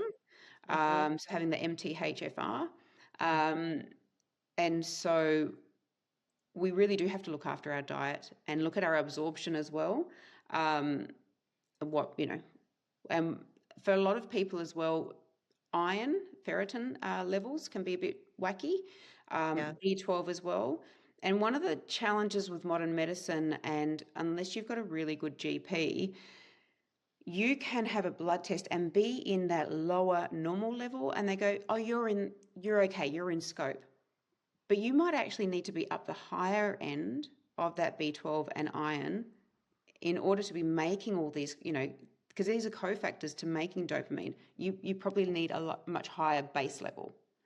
Yes. We need to take a little bit, I think when we grew up, and like saying that GenX thing, we grew up very much with that model of the doctor is prescriptive to us. There's a hierarchy, they know all, but I really feel like it's very important for us to be very informed and to be very much advocates for our Yes. experience or Yeah, what we're having. 100%. 100%. And Mm, and I mean, I will say thank God for the internet, Hmm. because we didn't have that growing up, but that is a place, and social media, and podcasts where we're becoming the resources in a lot of ways mm, for each other, but mm, also for the younger generations. So absolutely. our goal in discussing a lot of all the things is when someone from the younger generation goes and Googles something, this may come up, and provide them with some Mm, information. So they have the answers we never had, and they have more awareness, so just absolutely. to continue to use our voices. When you were in high school then, did you have any because you said your grades were going down and Mm. you were struggling, you were dysregulated. How did you have any coping mechanisms? Like, how did you deal with that? Alcohol, alcohol. Um, Alcohol? Started drinking, and um, there was I smoked pot. That was Mm. awful. I hated it. It wasn't good for my brain at all, but it was also kind of around. I went through from high school to very early 20s. I went on a bit of after high school. So for maybe 3 years, I went on a bit of a drug rampage. I was just, and what was unknown to me, which makes sense now, but things like when I was taking, speed and cocaine and all those stimulants, it just kind of, when everybody else was like going, whoa, I was just like going, oh wow, like this is kind of, this is cool, but I was much more just clear headed. It just kind of made me feel awake, Like like and it so leveled you out, kind of? a little bit like it was actually it. Um, I just felt more awake. You know, Yeah. it was Yeah. just, oh, okay, cool. Like I could focus. I felt more focused probably, Yeah. but I didn't feel the high that other people were having. Um, but yeah, it was a lot of drugs just to cope. Didn't really know. I didn't have any coping mechanisms. Very much that I don't know. If you have this reference in America, but I think we call it like the key latch kids, or basically Latchkey? Latchkey latch kid. kids. Yeah. Yeah. You Latchkey know, kid. Oh yeah, we have that. yeah, yeah. So Most of Gen X were latchkey kids. yeah, yeah. So Yeah. having that kind of parents didn't even really say or pick up on anything, Mhm. and it was just for me. I remember getting to this point where I was so far removed from happiness, and I'm looking around going, is everybody just like faking this? And that's when I knew that I needed to go address it and get some help. That was in my early 20s. And I had that kind of sliding door moment of, do I want to go down and be like pathologized and treated? Or am I going to go and help myself? And I went on the self help road. And Mhm. well, and I was hanging around a lot of people that took drugs at the time. So I went out and got a Tony Robbins book, Yeah. a self-help book, which was so not cool, to do. And I went home and that's where I kind of started that whole trek. And but yeah, it was not a great time. Did you hit like a rock bottom type of moment type of Yeah. thing? Yeah, and it was literally like, yeah, just looking out, so depressed, disconnected in my emotions. And I kind of thought, well, how bad does it have to be before somebody's even going to mention that this is maybe not right? You know, Mm. I was going, this Mhm. is just, yeah, things weren't kind of lining up for me. Um, and it was literally that I went and saw a doctor and they were like, well, yeah, you can stay here in hospital for a week and we can, help you. And I just didn't want that road. I didn't want to Mhm. have that clinical experience. And it was like, no, it was that wake up moment, like, oh, things are that bad that's where I'm at. Right. Okay. And I was like, no, sliding door. And yeah, went out and just started that kind of journey, which was That's great. actually very cool. No, it's amazing Yeah, that it's amazing. because that was in your early 20s, and Yeah. that's also, like you said, it wasn't cool. Even then, it wasn't like the whole mental health There's no awareness was support not a system. thing then. It was still very taboo, was still looked down on. People did not discuss mental health, even in our early 20s. No. So the fact that you had the wherewithal to even go get a self-help book Yeah. and be like, I need this tool if I'm gonna do this. And I remember walking through the bookstore and going to the self-help, and it was almost like I was going into the porn section. Like I was just Yes. like, I was like, glasses on, not what, and like, here's my Tony Robbins book that I'm going to buy. It's a gift. That's amazing. Well, so when you graduated from high school, was college discussed in your home? Was it assumed that you'd go to school? No, so I didn't finish high school. I repeated year 11 in the end because I got really sick with glandular fever in the first year. And then the second year I did year 11, I think I barely scraped through and passed it. And so that really set me up on this as well. Like I was going, I know that I'm smart, but on the other hand, I couldn't apply myself like to school. I just couldn't just apply it. And it makes sense now. Yeah. It's completely understandable. So when I sat the test to get into university, and I was applying for cognitive neuroscience, which was like pretty lofty goal. When I went in and did the test, I didn't actually even I wasn't able to complete the test, and I left in tears going, I'm never going to get into uni. I couldn't even complete the whole thing. But what I had answered was all right. So I basically nailed each section. So the fact that I hadn't even finished it, I still made the marks to get in. And I remember just crying. And how old were you then? That was about 10 years ago. So Okay. early So that was 40s, early 40s, 42, I think okay. it was. So that You had that moment where you got in your early 40s and you accomplished that.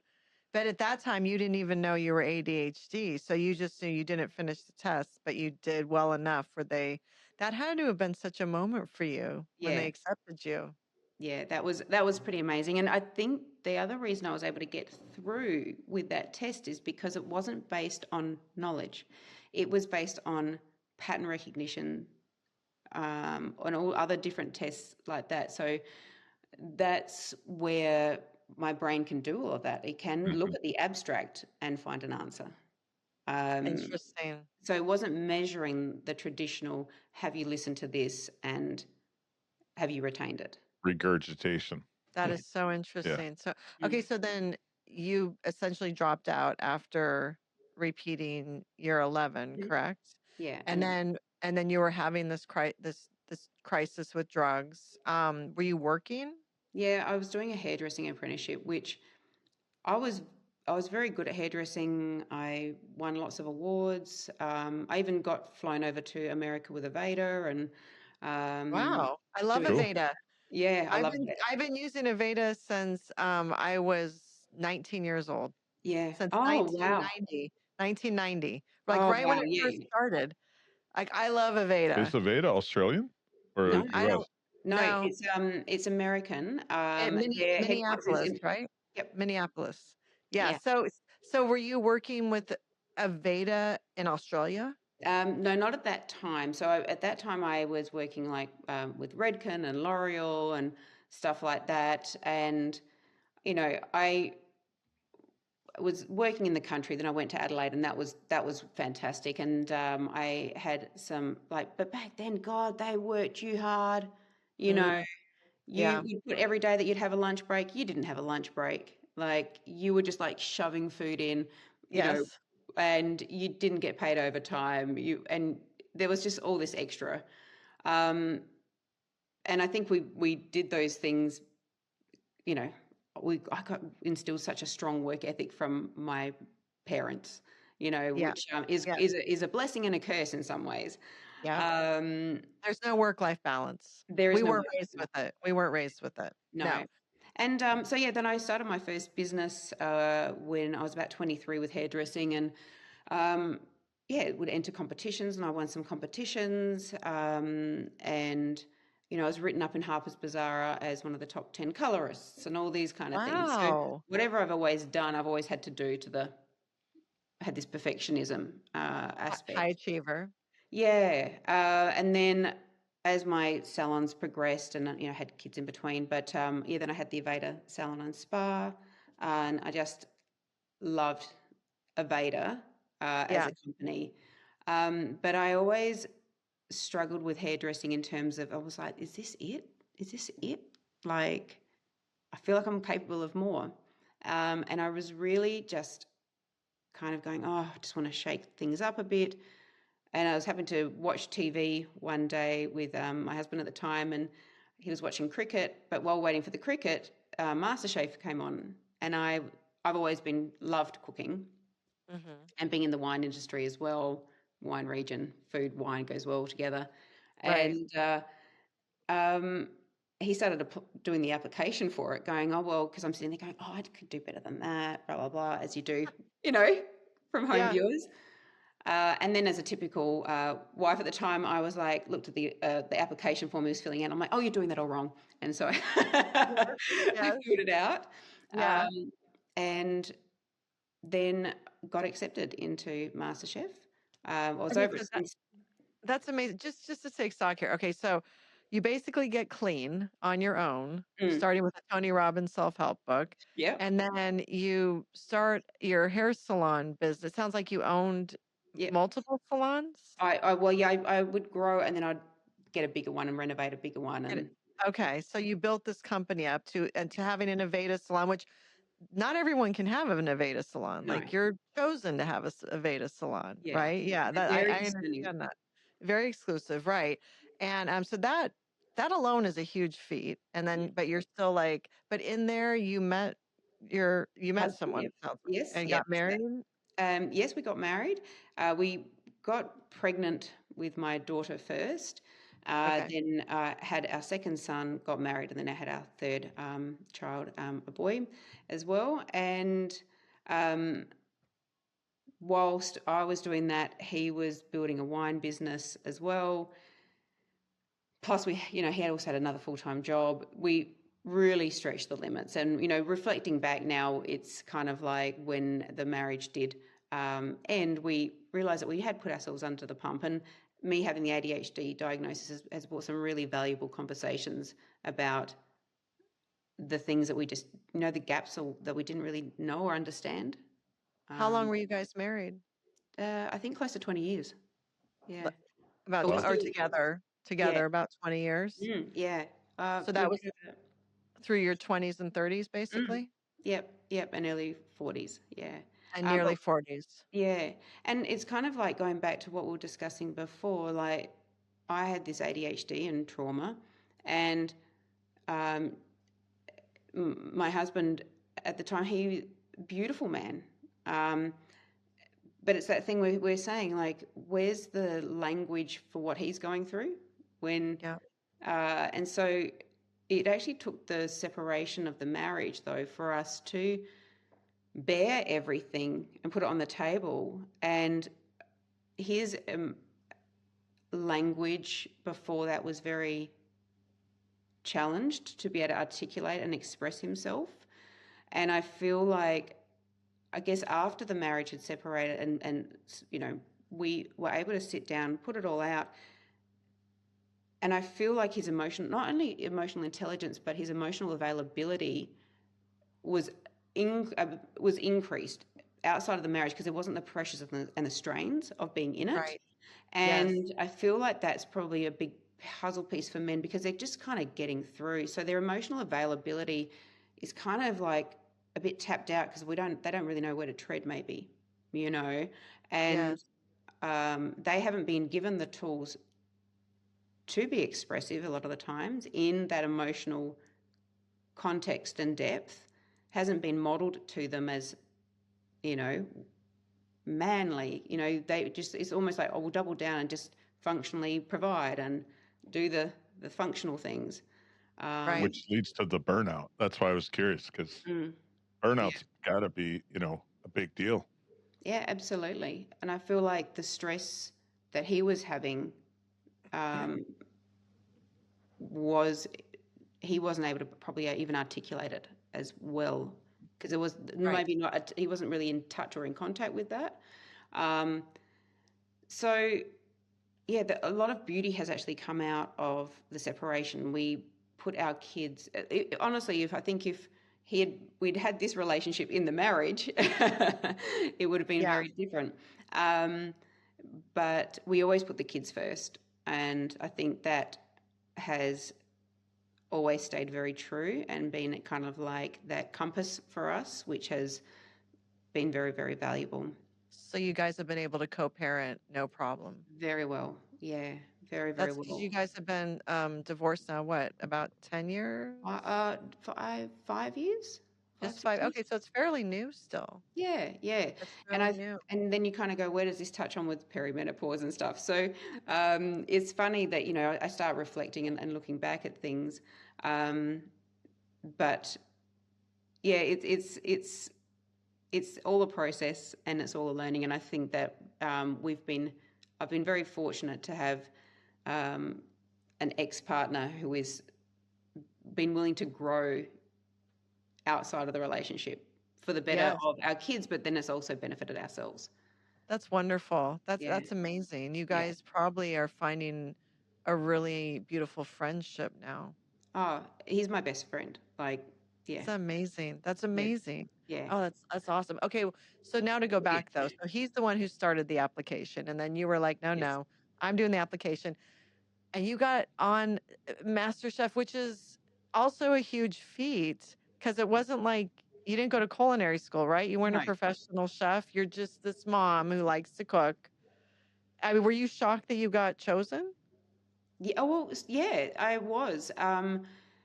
Because you're not allowed to have any qualified. So back then, if you couldn't have had any more than 6 weeks work experience in a professional kitchen. Oh, interesting. Yeah. So So they you had wanted people that weren't Pure amateur professional, cooks. amateurs. pure Yeah. amateurs, Yeah. pure Okay, okay, amateurs. And I okay. think I was on the 6th series. So when I got chosen to be on there, I was actually in Spain at the time. And so I was in this little town called Cuenca, which had no um, um, Wi-Fi or anything like that. So we met some guy who was who knew somebody that had internet. So then we like drove up this goat track somewhere. We got to the house. Nobody was home. We had to climb over the fence, and I'm going, oh Oh my my God, God. like, is this like for real? Like, are we breaking in somewhere? But it was like pretty much the one house that had internet. Yeah, scaled this fence, and after that,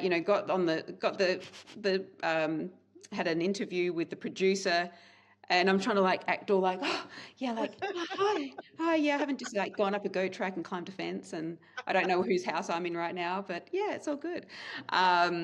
Interviewed for that, and then flew back, left the whole family in Spain to come back, Were you and guys just on vacation? um, my husband's sister was getting married in Spain.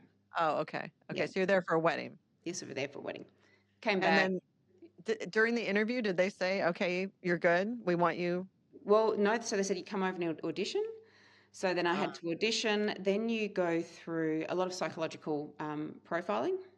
hmm. Um, um, and then just you kind of progress through these cooks to see how you're going. But I think they also don't want somebody who's like, oh, yes, I'm, boring. So I think they're testing your personality a bit. I didn't realise when we were having one of our psych tests that they were filming us. And, I was there and they'd had questions like, if you found yourself in a cupboard, would you be, scared? And like had like a thing, and I'm going, why did I find was I roofied? Is that why I'm in the cupboard? Like, did I consciously put myself in the cupboard? Like, why, Right.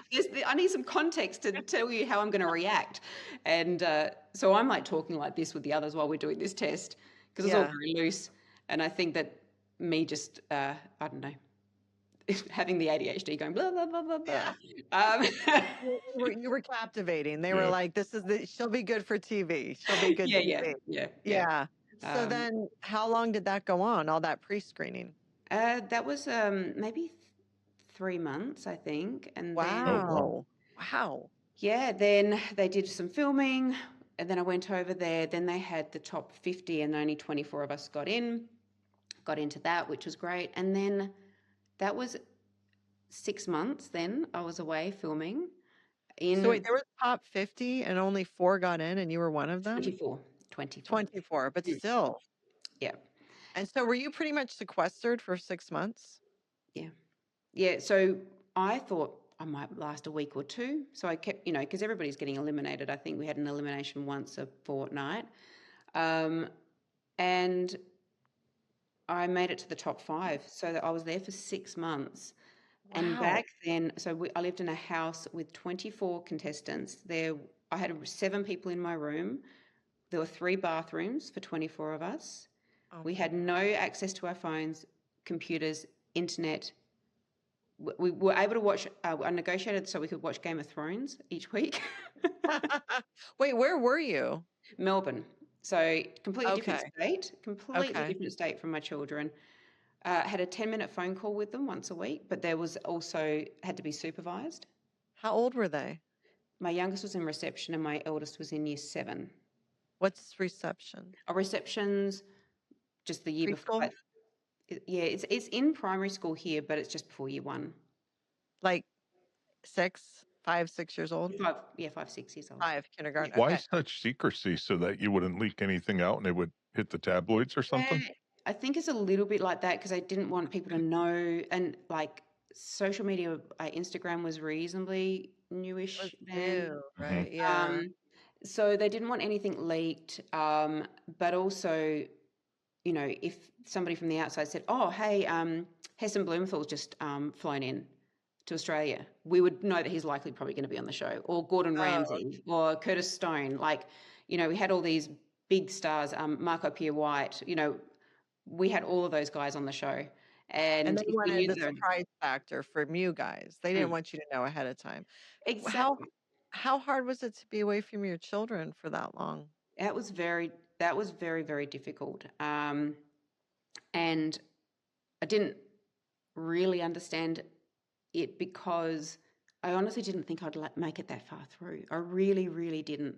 And so that was something that after I finished the show, I promised them that I would never do it again.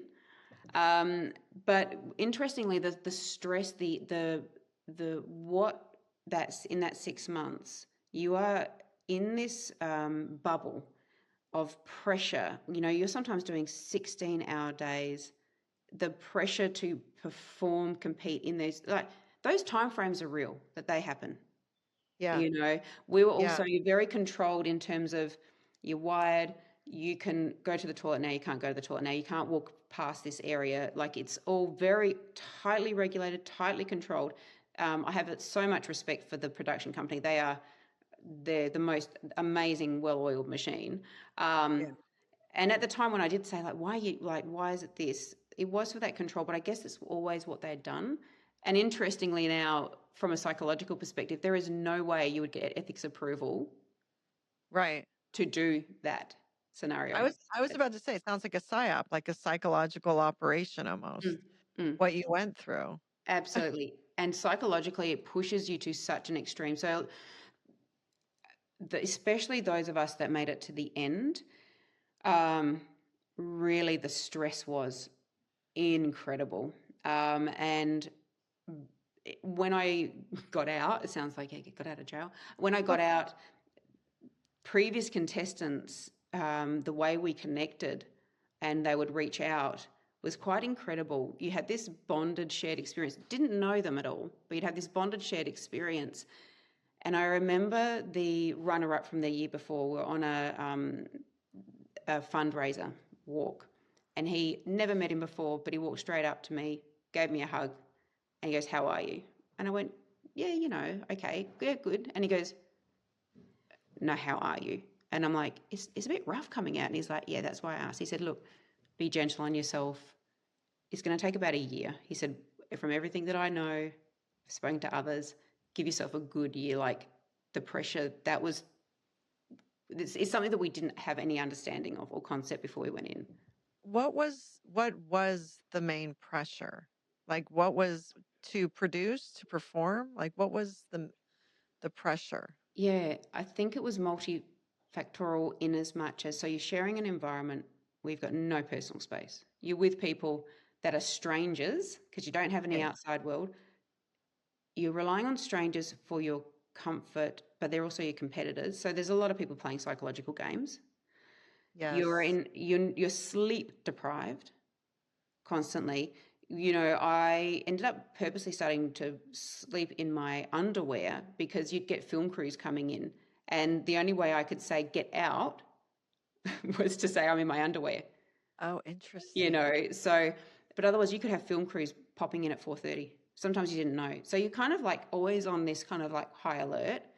Then from the minute you're up, it's tightly controlled, and then you're on those competitions. When you are producing, the amount of adrenaline that you are living on is insane, and the pressure that you put yourself under, but the environment, you're in it. You're in this bubble, and it feels like it's life or death. You feel you really do drink the Kool-Aid, and that is your only reality at that moment.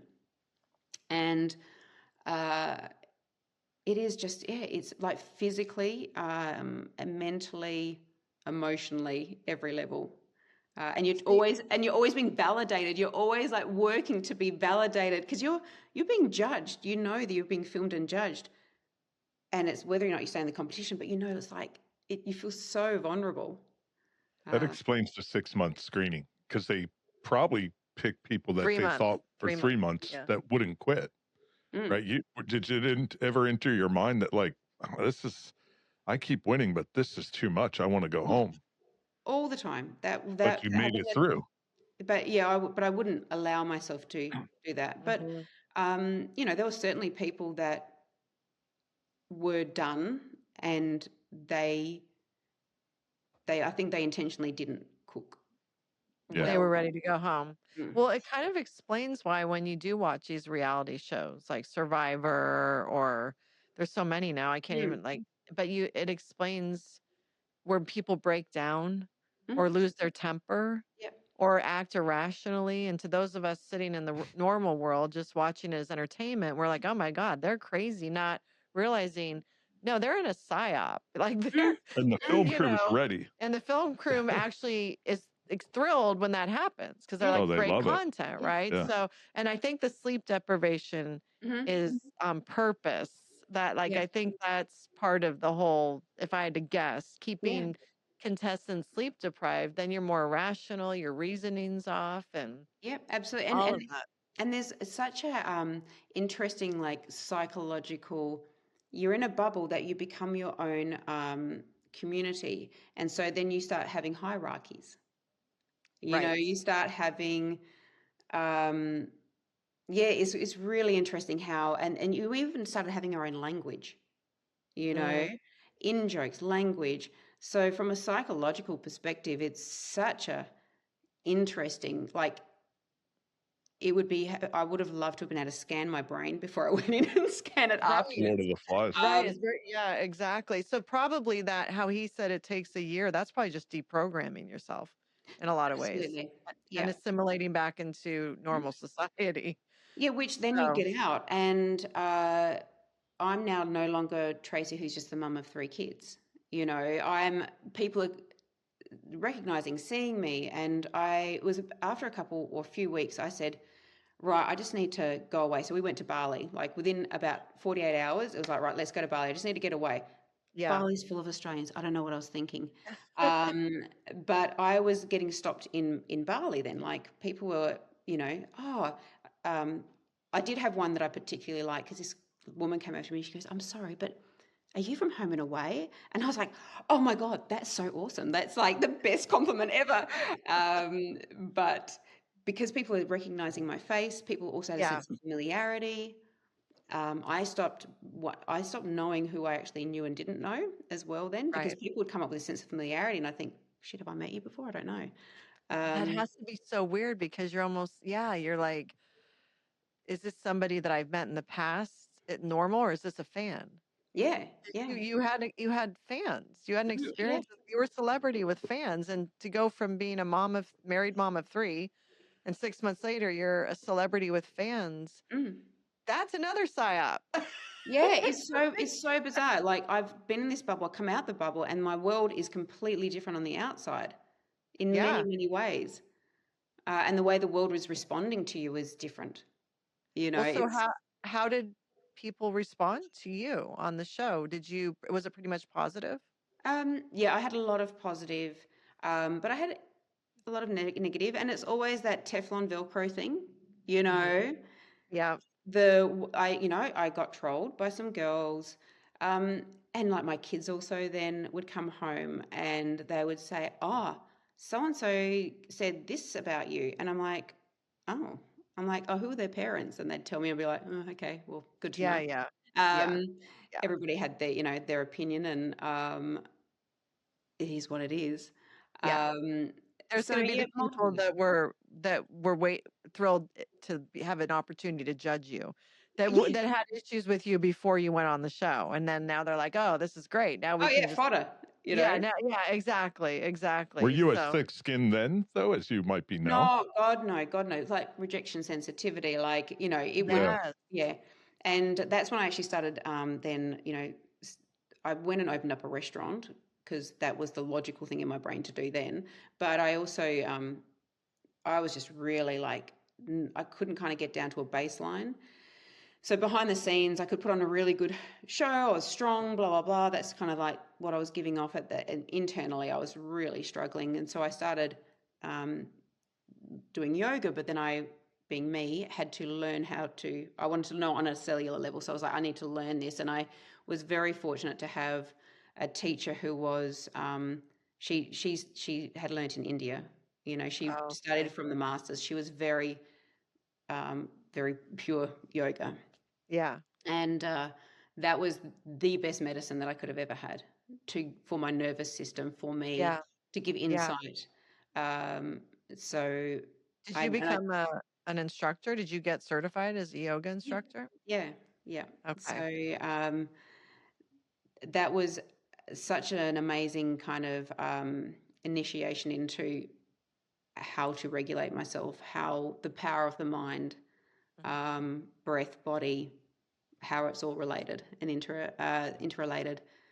And it gave me some really good tools to get through that, Mhm. and take a different perspective rather than just feeling it all.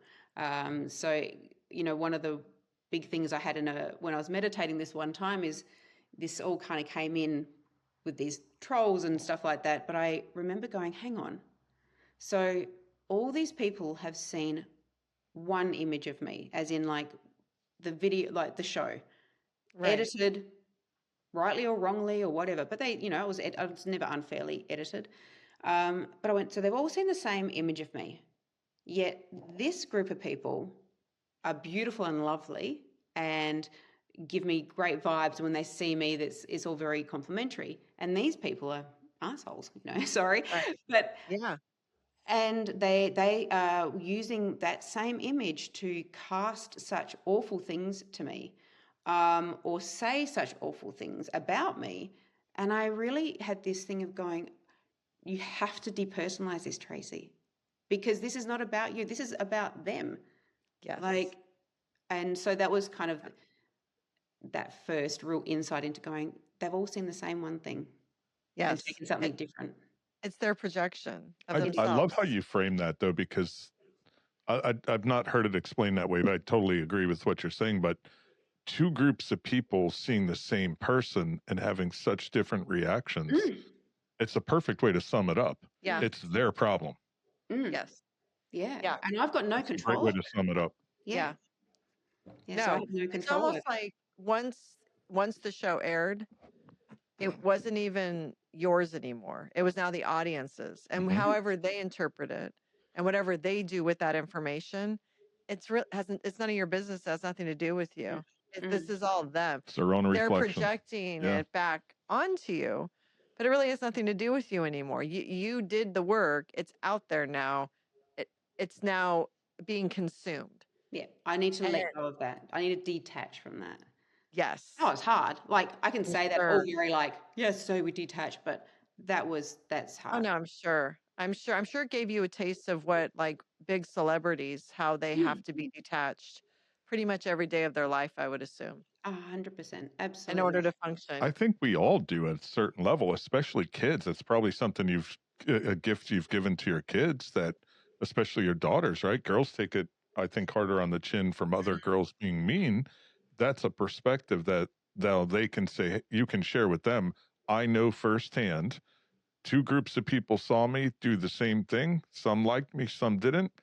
That's what these girls are doing to you. It's Yeah. their It problem. has nothing to do with Yeah. you. Or Yeah. boys, whatever. Yeah. And I think that Yeah. I think it's, yeah, wherever we're at in life, you know, if you're on social media, like Yeah. everybody's got Oh an yeah. opinion. Yeah. Everybody's got an opinion these days. So Oh yeah, I love when I see some of them. They make me laugh because it's just showing me who you are. It's just showing the world who you are. yeah. If you're stopping to take the time to write something negative or ugly, that's such a just exposing yourself of who you are to Mm, the world. So yeah. it's almost like I never we will sometimes laugh about if they get really crazy about something, but we never take it personally because it has Yeah. nothing to do with us, you Yeah. know. So you said you opened a restaurant. Mm. Was it a success? How long was it Yeah. open? Yeah, we won an award in our first year for being best regional restaurant in Celador. So that Wow. was pretty awesome. Yeah. And because I got flack from a couple celebrities actually on social media when I was opening up my restaurant, saying you've these contestants that have been on a show and then think they can open a business, you know. One of them was, yeah, quite prominent, and I'm reading it going, he didn't name me, but I'm reading it going, oh wow, like and one of them actually said, oh, because I just think that I could go and be a hairdresser. Right. Yeah, Right. so it's like, Yeah. just because, yeah, I've watched somebody or because I've done something, it's like, I don't think I can just go off and be a hairdresser. It's like, thanks, that was their way of going, that's you, Tracy. They knew. They Yes, knew. I'm a hairdresser going and doing this, so who am I? Right. So they knew. So Mm. what year was that? That was in 2015. So I was in 2014 MasterChef, 2015 opening So what's restaurant. interesting is back then, it's flipped now. Celebrities actually held weight and they could pick on regular people that Mm. were attempting and reality stars that were attempting. We've totally flipped. And now reality rules and real people on social media rule. Mm. And celebrities are now trying to infiltrate into TikTok and trying to be relatable like regular people are. So Mm. it's totally flipped, whereas people aren't taking celebrities as seriously anymore. Like there's a whole What do you think anti-celebrity movement. you think it's that, or they just can't be dicks anymore I think it's because both, people will but hold them no, but accountable? Yeah. people like flipped into a more authenticity and real people. Like when people go on social media, they're wanting to watch real Well, they'll take a life. PR hit too, though, because the masses will revolt back and say, "Why are you being such an asshole? Oh, Mm. absolutely Mind your held business." You know, accountable. that kind held But accountable. That's but the right but word. they're not even getting like they're getting outviewed by regular people in a lot of situations because that whole authenticity trend has taken over. Yeah. And so in 2015, they They would have had some felt weight. confident doing that.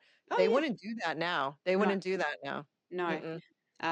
I also like, just interesting what you're saying there with that authenticity piece is um, that when they've got this high profile as well, they have to be, you know, it's that cancel culture. So they're having to really navigate this whole thing when you're coming from ground up. Yeah. You know, like I can be authentic and I'm building this and I can just be myself.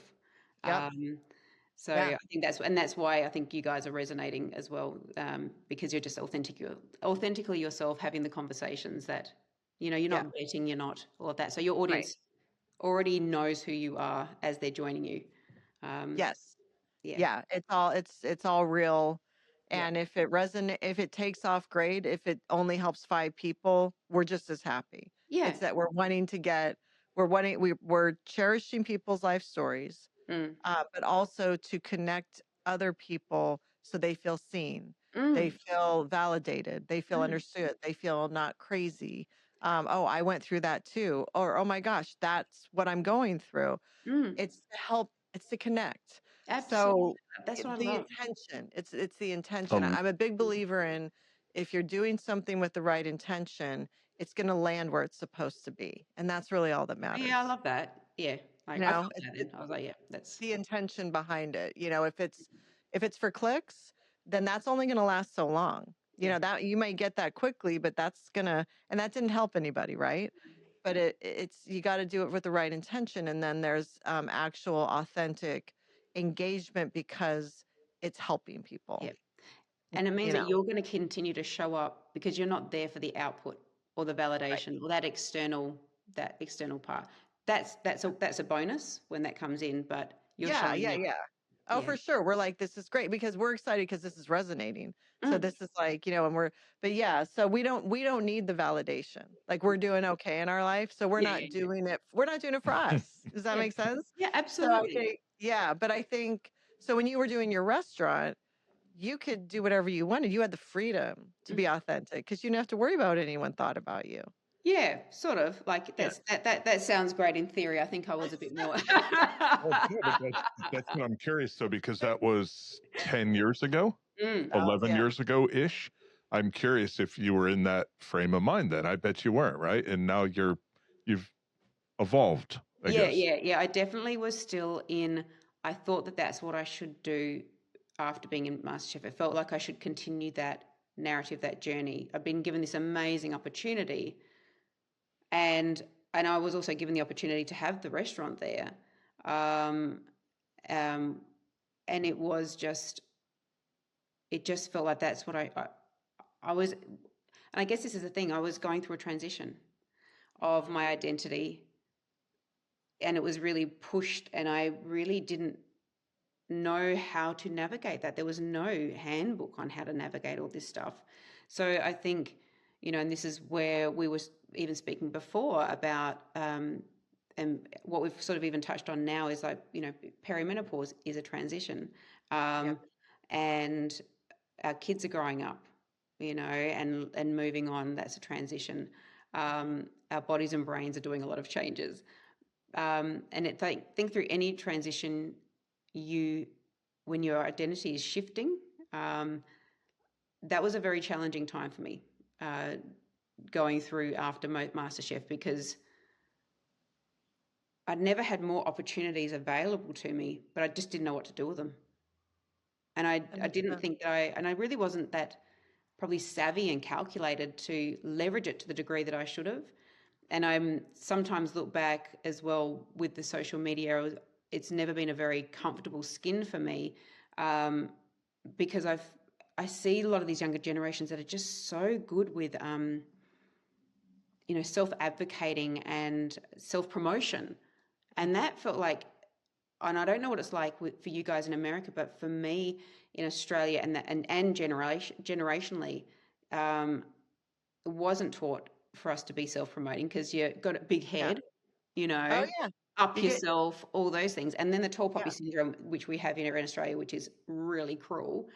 But those mechanisms I really understand now how small they keep you, you know. Yes, you self-sabotage, but it's because I think it's generational because it was how we were raised too. At least as a woman, I can say, don't get too big for your britches. You don't, that whole self-promotion thing. It's interesting you bring that up because that doesn't come naturally at all to Mm, me either. And it's just, but the younger generation, they don't give it a second thought, but we raise them. And mm, so we raise them to not even think twice about, of course, you should be proud of yourself. Go out mm, there and do it. Yeah, go yeah, out and use your voice. You're amazing. But everyone told us, they shushed us. They were like, no, you're not that great. Don't think you're so great and yeah, don't yeah, think who yeah. you are and all that stuff. So that makes sense that the self promoting would feel uncomfortable to you. I can totally relate to that. Mm. 100. I don't know if you can though, because he was in sports and a boy, and he was really celebrated even in his town. So I don't Well, no, know. I think two things come to mind. Yeah, no, I enjoyed sports as a young kid until I got too much attention and started showing up in the paper, and people start criticizing your performance, whether it's good or bad. Mhm. And then we didn't learn how to deal with the haters. You know, Mm. you weren't taught. Um, so you could be doing well, and then you have, say, a bad game or whatever, and then you kind of get shit on. Yeah. But what's interesting is two things, though, from this. We're teaching our kids, not just we, but all of us have taught our kids to ignore the haters. They're Mm. just biting at your ankles or whatever. But we've had a guest on from Australia and another from Scotland, and we've seen global commentary. um, what you're describing is a universal thing for Mm. our generation, and especially women. Mm. You're too big for your britches. So it's a this shared collective experience of our generation. Mm. What you're describing, she resonates for her 100%. And I Yeah. wonder how much of it's misogyny too, just, and the patriarchy and all that crap. Because how much did Gen X boys, were there boy moms in our generation like there are now, but we just didn't have a name for it. Like, were the boys built up? I don't know. 100%. I was. Yeah, you were, yeah. Yeah. So, like, was it just us girls that were mainly shushed and like, don't be so, Yeah, but you do you know? know what? The worst ones, I think, is the women are the worst of the women. 100%. Yes. You know, the women were the most vicious ones. They were the ones that hunted me, and like with the bullying. They even went to finding out my business, and then got my business email to like send me hateful stuff. When I went through school, it was the girls were the worst, and I feel like it's so sad that we weren't there to lift each other up, because I think it was this competitive grappling as well. But I think, yeah, boys were definitely, there was very much a gender difference of the rules of engagement. But yeah, I feel like that's why I think I've made a very conscious decision to, champion other women. Yeah. I really want to champion other women, Well, especially when they're doing well. And I've had friends, especially over the last few years while I've been studying, a very close friend of mine, who's now one of the judges on MasterChef. She's just been soaring. But that is not once ever, every time she has had an opportunity or a success, that has not once made me feel jealous, because I'm like, my time will come. right. That's fine.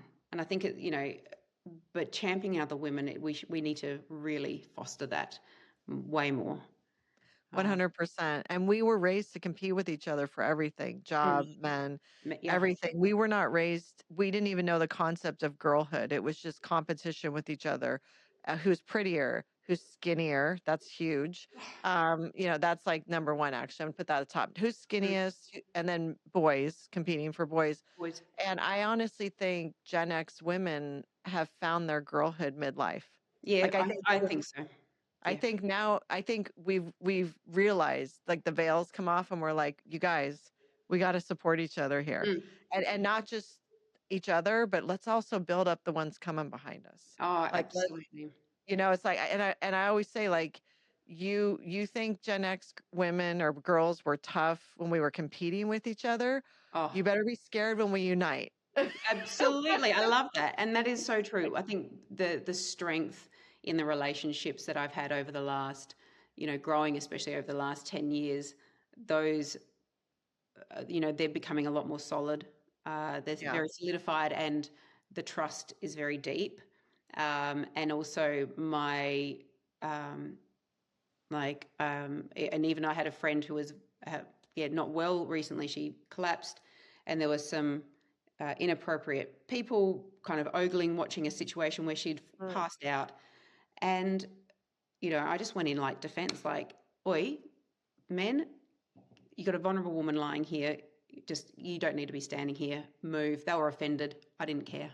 Yeah. I'm like, I just went into that kind of defensive mode, and I'll stand Yeah. up for my, you know, my. And we weren't raised like that. And now if I see like guys my age, like obviously annoying a girl my daughter's age, I'll say something. Mm, And in the past, we were used to not confronting men, mm, but I have no problem now. I yeah, have no problem now yeah, confronting men on their behavior Do you and holding them absolutely. accountable. do you think this is a universal thing, or do you two have reached some level of enlightenment and intolerance? Well, I I know like the the I younger. like the idea that I'm like enlightened. Well, yeah, I Um, think it's because we're enlightened for sure. No, but I know what you're saying. Yeah, Complimenting you, right? you are, you thank are. you. But I'm outnumbered. yes, the younger women, they call men out on shit constantly. That's like part of the younger women's Gen Z women have no problem. Like they'll say it. They'll be like, because I've seen on social media where they film a guy like your age trying to talk to them at a bar and they're like, go away, leave us alone. Mm, And he won't. And they're like, why won't you leave? You're as old as my dad. Like they have no problem. yeah. And so I think we've given that to them, I think, the voice. But I think, But do you feel, I guess, more refined yeah, question, you probably, sounds like you have a girlhood, a group of women that you're friends with, you trust, you do too. mhm. But is it a largely collective thing for your generation, or is there's got to still be women that are doing That are doing like that are, anti-women things? yeah. Oh, for sure. There's still mean girls. There's still mean There, girls it's in our Oh yeah, generation for absolutely. sure Oh, that 100%. haven't evolved. Yeah. Yeah, and they're still playing childhood games and stuff like that. And I know this is kind of off topic of where we kind of were framing where we were talking with the ADHD and stuff, but it's thinking about this younger generation and with the empowerment of the women. Equally, it's interesting and challenging for me to bring up my boys as men intentionally because their landscape is very different. And, for, both my boys are heterosexual, and they're, they've articulated to me what kind of life they want. So then to support them to be the masculine men that they want to be Yeah. with emotional intelligence, Yes. um, is a really interesting balance in this landscape. When there's lots of different narratives and layers being told to them externally, but it really just I keep trying to focus on what we're doing, taking that out, and just really for them to keep connecting and aligning with others with their values, Yeah. because they do want to be seen as masculine men, Mhm. and they do want to have that emotional capability and capacity. And I'm loving seeing them critically think about what they're seeing in the world. And so I'm going to be interested to see, because I think it's going to be I think there's a lot of challenges for young men out there equally Yeah. now because I agree. I agree. We have Mhm. 2 boys as well. One's 29 and one's 16, and I can tell you I'm way more evolved parenting my 16-year-old boy than I mm, wish I could have done some of the things for my 29-year-old, but I wasn't there. I just yeah, didn't know. mm, And he's great. He's amazing. He's an amazing young man, and has the emotional intelligence and all those things. So we must have done something right. But at least with our youngest, I am even extra focused on not allowing, but he also is a masculine boy.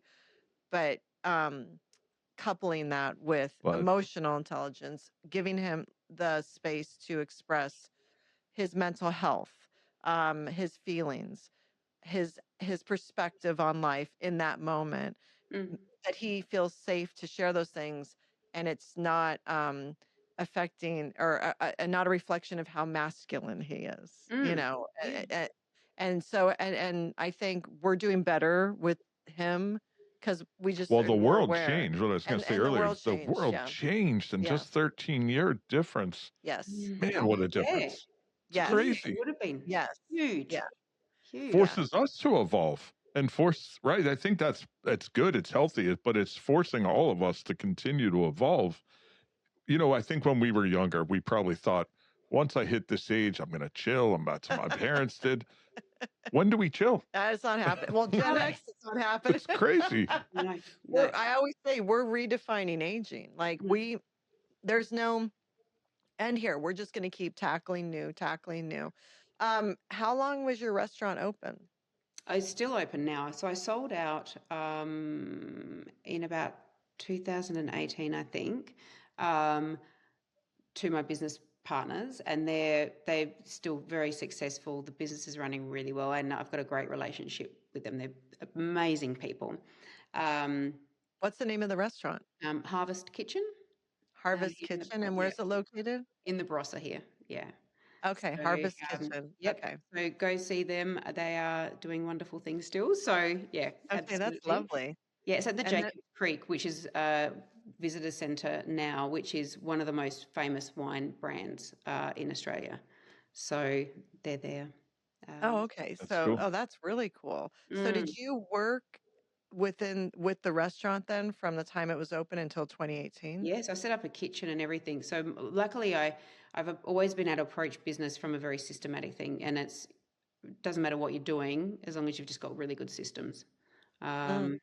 And so yeah, that was very, very kind of. I think that's why it was hard for people from the outside going hairdresser, chef. Now that I've moved on to my studies and in cognitive neuroscience, and they're just like, how do those things connect? Internally, they all make sense and connect, but I can understand from the outside, it doesn't make much logical sense. Right. But like you said, you have a system that maybe you set up and used for your salons. You just transfer that into the restaurant, right? The same concept. Yeah, any good business should have systems, like staff systems, even from hairdressing, there's systems of, what you do when you open up in the morning, close down, like everything's microsystems, client engagement, bookings, and then you get into restaurant and it's a bit more complex, but I'd never set up a kitchen before, but also it makes sense now when I look back going, my ADHD was my superpower through all that.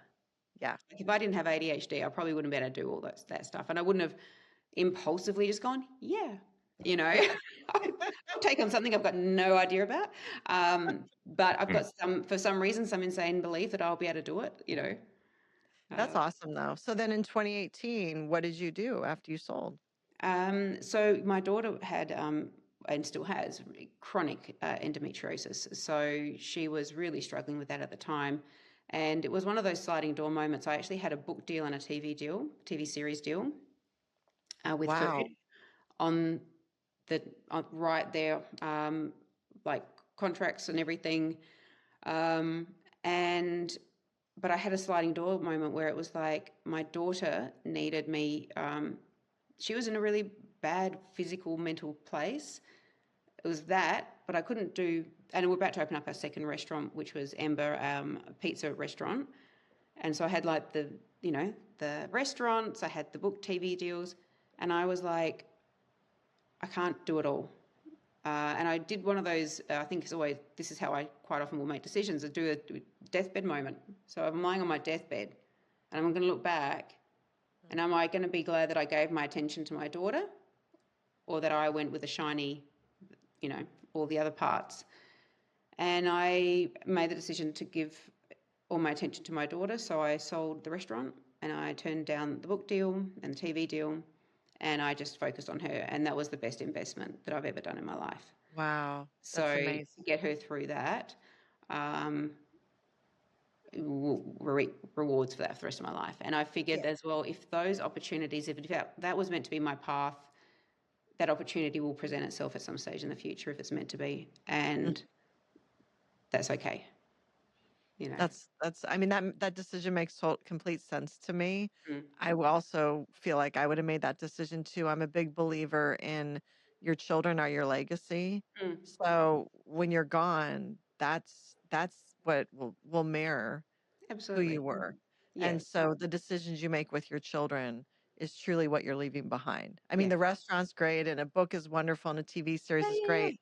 But if your children are all messed up, what does that say about you? You know what I mean? Absolutely. And, that, and I only I was actually listening to a podcast recently where It was talking about some of our main drivers in life and that need for significance. And it was quite interesting that I was still chasing that in some way through that decision, but my significance was very different in the way it was like, it wasn't the significance of getting that validation externally, it was the significance of my legacy and Yes.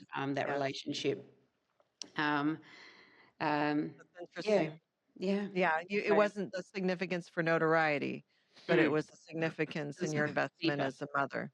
Yeah, it was Yeah. much deeper. And um, yeah, it was a good decision. It was a good decision. So then after you spent that time with her, is that when you started your studies? Yeah, I was studying at university through that and also just Okay. finishing off the yoga. So, yoga teaching. I'd also done, just prior to that, a diploma in positive psychology and wellbeing, which is really what put me over that threshold to try and go to university.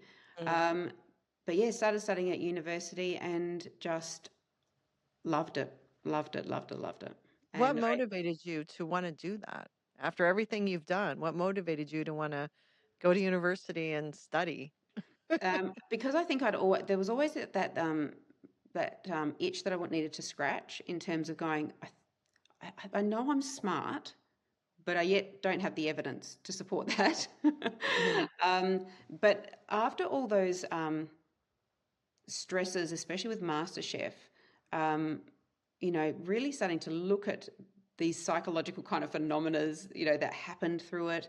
I just wanted to also, I think, I was so amazed at the power of our brain, the neuroplasticity, but just understanding, like, yeah, what's influencing what.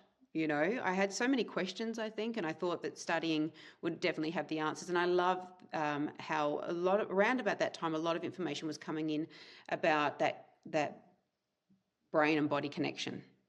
you Mhm. know, Mhm. how it's influencing, our gut is influencing our brain, these, Yes. these, these interconnected relationships. And after studying yoga, it's quite fascinating that going in and studying the cognitive neuroscience, when they would come out with some big finding, it's like, they're so funny, because if you told that to a yogic that, oh, hey, your breath, there's a study showing that when you breathe diaphragmatically, and it can help change these brain waves, which helps this and that. If you told a yogi that, they'd be like, 2,000 years ago, they'd be like, yeah, duh, like, well, this Yeah. is what we've been doing Yeah. like a Yeah. really long time. Science has actually just caught up now, you know. Yes. Yeah, Um, yeah, yeah. they just didn't have the evidence in front of them to show uh, Right.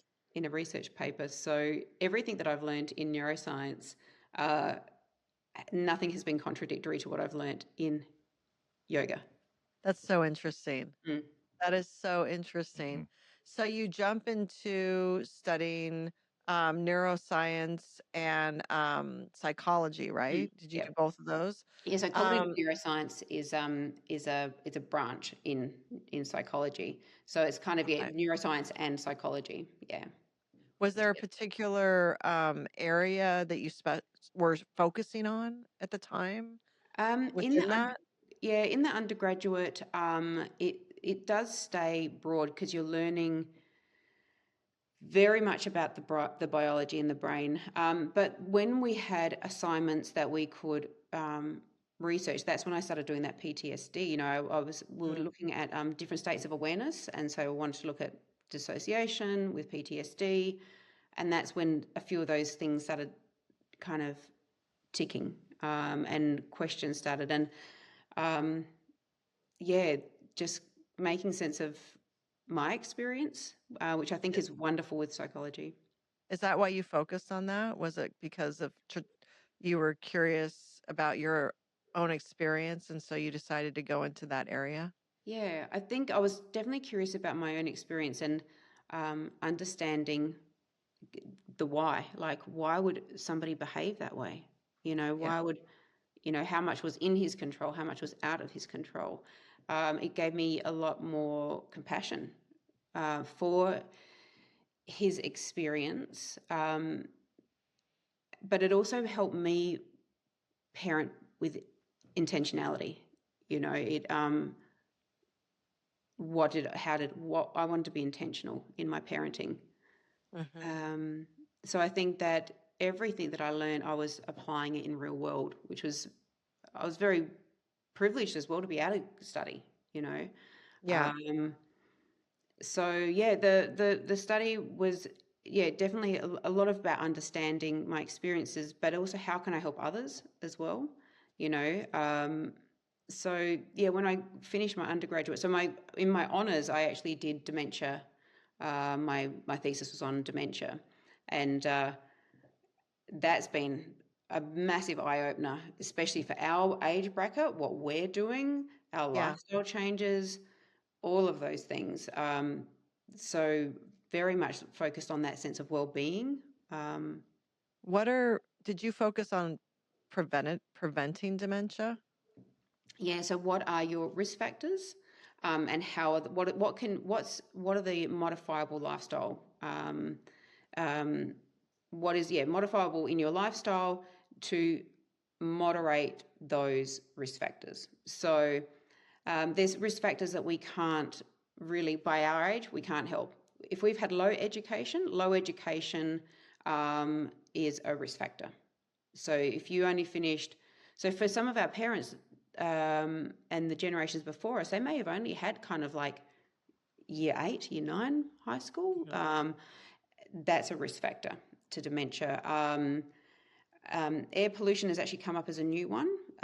So if you've had exposure to that, but if you're in an air pollution now, that's a big one. Females are more likely, twice as likely than men to have dementia. Why? That's really interesting. But if you tie it into the menopause thing, I'm curious to see where this information will come out more. Why women, to a large degree, there's one hypothesis is that women live longer, so that risk factor increases. So, but I feel like if you're looking at, and this is where I think there's some preliminary kind of studies, when you're looking at the changes in grey and white matter in the female brain when we're going through menopause, is that it is affecting our hippocampus and our frontal lobe. Now, the hippocampus is where our memory is stored. And so you'll see these deficits, and, you know, if you talk to anybody who's perimenopausal, especially, and in menopause, they will talk about challenges with brain, like with memory, and just sometimes feeling like everything's just that bit harder. You also see changes not only in grey matter where there's an atrophy, like a shrinking and a lessening, but you do see some changes in white matter. And that's why it's particularly hard through menopause, but it gets easier afterwards, because you do see, from what the research is, that you'll get a little bit of a rebound back. But there are still changes that happen in perimenopause and menopause that I feel like it's not necessarily there. I think that there's not enough evidence to support it fully, but it's I think that, you know, they are, if you're looking at a dementia brain and perimenopause, like there is just some brain changes that are that neuronal loss or that the changes. Yeah. There's some overlap. There is some overlap. There's just not enough evidence. Yeah. There's hypotheses at this stage, but there's heaps of have evidence. have there been any studies on how HRT may be helping Yes. in that area, or helping prevent dementia? And that's maybe why the findings are coming out sometimes because there's so many factors. If somebody's had hormonal replacement, non-hormone replacement, when did they start hormone replacement? So there's a lot of positive stuff coming out about hormone replacement. And because there was a study done back in, I think it was the 80s or the 90s, massive one, and it influenced a lot of our mothers' perceptions on what HRT did.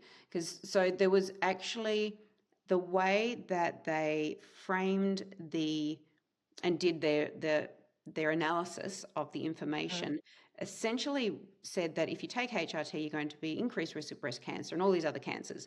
They've actually found the majority of that information from that study they've kind of debunked it. And some of them have actually looked at their methodologies of how they use that evidence kind of a bit incorrectly. Mhm. So, Yeah. yeah, that's one part. So I feel like a lot of if they're going to be testing what's happening, there's a lot of people that just didn't take HRT. I even think that for our generation now as well, there are a lot of women that are still resistant because of maybe their mother's perception. Absolutely. I think it's really sad that our mothers were not given that opportunity of HRT, and it was most of it stems to this study. I know what you're Mm, talking about. mm, And I think there are a lot of Gen X women, like you just said, that are hesitant or scared to mm, try because of what they've been told or what they think, and also just haven't been educated, haven't been updated on the new information. And most doctors still aren't talking about it with women. It's not a normal thing. It should be a normal thing when you reach a certain age to start talking about perimenopause, mm, to start talking about symptoms, signs, look out for this, look out for that. This is when, we should start doing blood work to get a baseline and then do it annually so we know when maybe we should throw in some HRT. We should be talking about that like we do pap smears, like we do mammograms. Like it should be as common as that. And that's absolutely. the only way there's going to be a real change in this. And the Mm, fact that I think they're finding estrogen helps prevent dementia, right? Isn't mm, that the mm. main It's very hormone? protective. It's very protective. Right. Yeah, and I think that the reason that we're so deficit in this menopause discussion is because it just hasn't been researched enough. Like it Yeah. really just has been, it just wasn't recognized as an area that needed research. So we're really coming in quite strong now, which is fantastic. Um, but we're still playing a catch-up game. And I just feel like we're the kind of the early adopters of this, you Yeah. know, we're that first generation. So I feel like our daughters will really reap the benefits of the conversations that we're having, but the research that is out there and that awareness. So I think this is going to be a very emerging field still. Yeah. I still think that even though we're having discussions, we really are just in its infancy. We are, and we are the pioneers. And Mm, it's those of us that are using our voice. But yeah. think about the thousands, the hundreds of thousands that Yeah. aren't or don't know. Like Mm, it may Millions. millions. It may millions. feel like sometimes like Half the population. yeah, Pretty exactly. much, yeah. But you see it, like I'll see it on social media or you'll see it here and there, but that's still such a small Mm, percentage mm, that's even talking about yeah. this. Like it's just now cracking some mainstream media a Hmm. little bit, Yeah. And you I know. feel like that women as well, our barrier is there's a few mechanisms historically, but when we're going to the GPs, they're still not, I don't think probably a lot of them, and this is not everybody because there are some amazing GPs that are really on top of this, but there are some GPs that they haven't quite got the tools yet for this because the information is just so new. Yeah, And so their screening is based on some very old, if you're not getting hot flashes, you're fine, you right. know. So It, the it's symptoms crazy don't have because to be that, you know, the symptoms no, can be like just a really wafer thin window of tolerance, heightened anxiety, yes, having trouble with your memory, your working memory, maybe feeling like you're going a bit crazy, you know.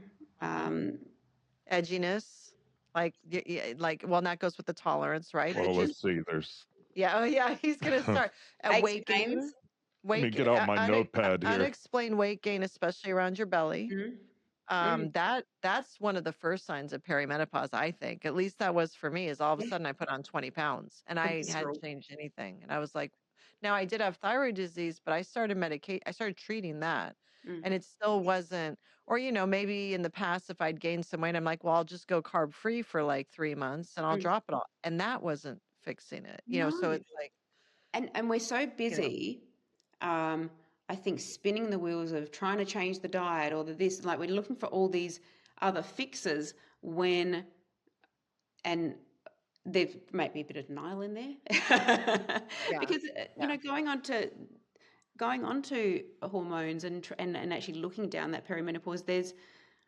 again you're having to confront that I'm no longer in that childbearing. You know, right. like there is this. I think there is a bit of a grief that occurs, or there's a shift. You know, I am Yeah. transitioning into another stage, and I think it is kind of a bit hard to accept, especially if you're going through it quite early. But a lot Right. of us are she's showing symptoms way earlier that we're just like, really Well, not. no, 'cause I think it can hit from what I've researched as early as 37, 38, perimenopause symptoms can hit. Yeah. And you may not even I know I started in my early 40s, but I didn't know what I suffered through my 40s. I was in And, perimenopause and didn't know. and it doesn't feel very sexy. Like it No, makes you feel, I think it feels like an attack on your femininity in some ways. Like that's how I no, felt anyway. Like, yeah, um, I just, I was, yeah, kind of pushing it away. yeah. Mm, No, I think with the narrative changing and being amplified by Gen X women, especially, um, will will help normalize the experience mm, and be life changing for women. Not mm, just those of us that are going through it right now, but really for the millennials that are next. Like yeah, a lot of them are already going through it. mm. I may not And, even know. and being aware of this to help our relationships as well, with our partners, I think is really critical. Because they, again, yeah, seeing, experiencing it all. Um, but yeah, it's and having being able to have those conversations, because it doesn't feel like a very nice conversation to have. Like, hey, can we talk about my perimenopause? Like, Right. No, I think I think that we're afraid of how our partners will see us. Are we less desirable, or all those things? I feel like Well, you have it's to get past that. Well, what the hell is that? well, and I think that that has to be changed too. mm, Like, yeah, we might have a hormone patch on, but that shouldn't be something to be ashamed of. no. You But know what I mean? I think though, for me, uh, my experience, I had all these internalized thoughts that I thought were real. But Right. then when I've had conversations with men, I've been so, um, I think, in awe of their capacity. Like, I think that sometimes we've projected that they don't have the capacity to want to have these conversations, or whatever. And I've found that men have been much more open and engaged in these conversations than I had given them credit for. That And makes I've sense. been, yeah, quite taken aback by that. I think men want to know the information, that it helps them, and it's men are much deeper, I think, than what I had originally I Yeah. think thought. that's I a only Yeah. went through that generational having thing, though. sons. Yeah. You think, what do I you think mean? that's a generational thing for you, for women your age, to think that we either don't have the capacity Mm, to understand, or the interest, mm, or the shame that you may feel yeah, is not something that we're necessarily putting on you. yeah, You bring it, but we don't necessarily, mm, doesn't totally And resonate. I It's like, think, why are you embarrassed about that? That's part of your biology. yeah. And if Whereas a I man think, truly loves a woman, he's going to accept that. Yeah. 100%, but I Sorry think to that's interrupt you there. society. That's society, but I think right? it's women's society. It's Mm, more, Maybe, yeah, right?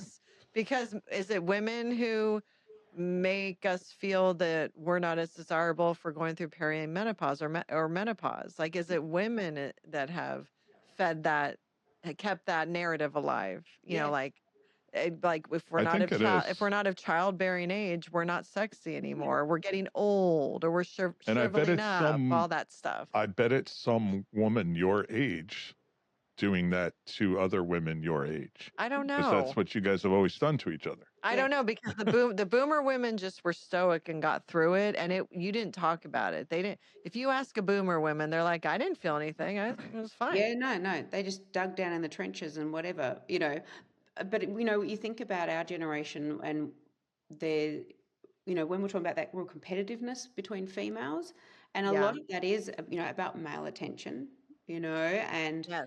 there's a lot of social scaffolding, and when you look at like social psychology, there is this evolutionary thing that we're essentially doing to hold on to, um, our life. And these are all like the social programmings that we've got And in there. Hmm. And youth has been fed that women especially need to youth, hold on to their youth, hold on and to youth. That's desirable. that's Um, desirable.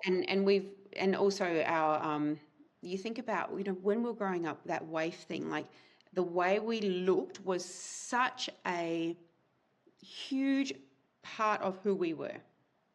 Yeah. That was, we all got stuck into, like, I'm speaking very broadly saying we all, but for many of us, yeah, it was, why do you think we spend all our money on clothes, and why has the the industry where we're getting Botox and fillers and cosmetic surgery, that they've fed us this kind of narrative, and we've all really been on that. And so we get to this age now, and I guess that if we're accepting of things, I guess that's why we can champion each other. How we're saying we're strengthening our relationships, but we also have to shift our perspective on the capacity of the men's ability to have these conversations and take this on board, because I feel like that was my projection. Right. Yeah. Well, what's interesting, Yeah. we've seen commentary from boomer women or silent generation women who criticize some of these conversations. Yeah. Between, you might get comments if we were to post the short on something like this, where a boomer woman might come in and say, "Oh, you Gen Xers, you think you're the first to deal with this. We've been dealing with it and it was fine. It wasn't a problem." But it's not, we know we're not the first, but we're the first to talk about it. But they And we're don't, the first to bring voice to it. and they don't honor that And though. no, they're like, we've had people say, some things should just stay private. It's that old mentality. And it's like, no, you're dealing with Gen X women. We're not listening to you. Yeah. Well, this is, and 100% that point. I grew up with that, and many of us grew up with that. You don't air your dirty laundry in public. Yes. So me talking to you guys is actually the first time I've publicly spoken about my childhood experience, because until my father, especially when my father was alive, it felt, I didn't feel I could do that. And since he's passed, I've obviously lots of processing, but there was definitely that feeling that I was doing that, but I don't feel that anymore, because it is that if this story helps somebody else, or if they could see themselves in some of this conversation, even if it's a little bit, and it makes them feel connected and less isolated in their own experience, like, it's exactly what you're talking about, that you don't care if it's hitting everybody, but if somebody can feel a little bit less isolated or a bit more connected, or have a better understanding about their experience and not personalize it so much, that's definitely worth it. And it's part of your legacy, as a woman too, as women, it's something we can leave behind, and say, okay, here, it wasn't left for us, but we're going to make sure and leave it for you. So that's kind of how I look into it. So how long did you study at university? So part-time, 8 years, and then I started doing my PhD, which was very much studying my own trauma, which ultimately I was doing that, turning 50. My youngest was finishing high school, still, going through the marriage separation parts. There's still parts of that, and it's very interesting how everything kind of collapsed, last year with perimenopause, undiagnosed ADHD. My father had just passed a few months before that, and he had motor neuron disease, and it's coming back to what. So motor neuron, you call it something different. ALS. We call it Lou Gehrig's disease. Yes, I think it's Lou Gehrig. Is that ALS? Yes. Yes. That's a tough one. Yes. So being in the military is actually a risk factor for that, interestingly enough. That is from the trauma, do you think? Yeah, I think so. And because they're not 100% sure why. But from how we originally connected, Nicole, was when you had that episode when you were talking about people in our generation looking after ailing parents that may be the source of our trauma. And that just hit me, so, and because, I remember that. It's when you had trauma from a parent that had to care for. Yeah. And it reintroduced all the trauma back. Yeah. Is that the one you're talking about? Yeah. Yeah. And then studying it in a PhD level, It's like, oh, Yeah. hey, let's also study my trauma. Um, but I think that was the first time I'd heard somebody having that conversation. And I was like, thank you. That made me just, for me, less isolated. Oh, that makes me so happy. Yeah, you made our year. Yeah, no, that Here. makes me so happy. All right. No, that's cool. thank you for sharing that. Because I think that's so true of so many Gen Xers that are going through that, where they're either caring for or living with or having to just even have weekly interactions with, because their parent has now gotten to that age where you have to at least check on them. And whether it was intentional or not, they were the source of your childhood trauma. Yeah. And Gen X has grinded through their childhood and adulthood and are just now stopping and probably haven't dealt with that trauma. And now they're back with that person. Yeah. And And you add a healthy dose of perimenopause in there. yes. Like, Yes. and when your window of tolerance is already stretched so Yes. finely, and if you're completely unaware of all these things because you're just getting through, I think, the fallout at the other side of it can be very hard.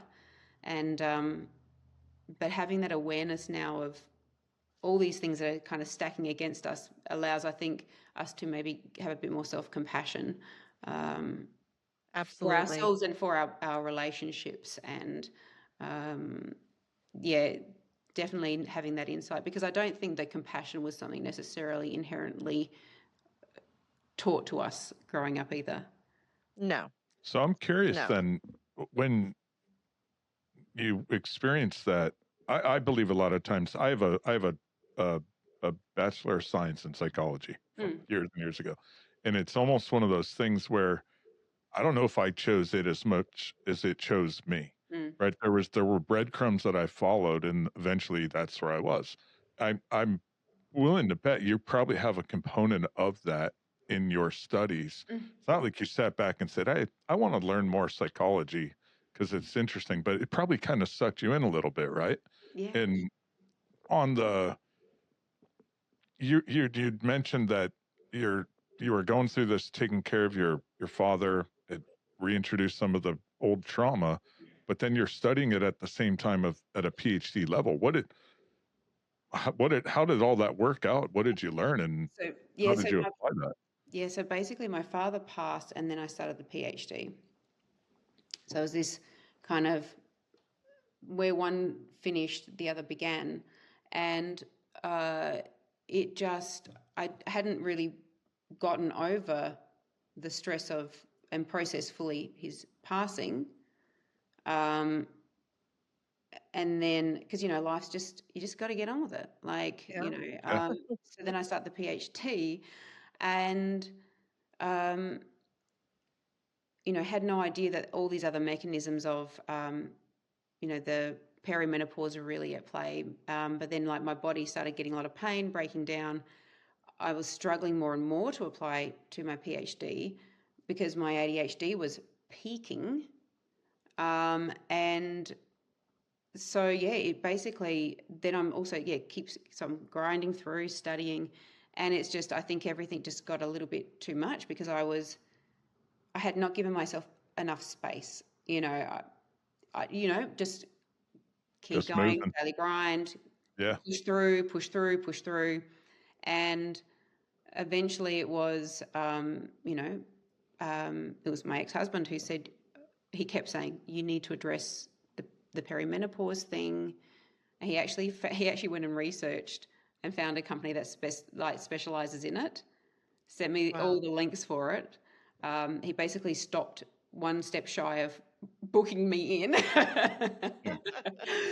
But that process was great. And I'm very grateful that he pushed me on that. So it took somebody external because I have a propensity to just keep going, just keep pushing. Yeah. Well, and I think that's very Gen X, but also you had undiagnosed ADHD still, right, at that time? Yeah. And So it was only through that process, then getting medicated and having such significant changes in the way I'm operating, my capacity, like, so having estrogen, then having ADHD, and it was like, oh my God, my brain's online again. Like, and in a way that I actually hadn't ever experienced before.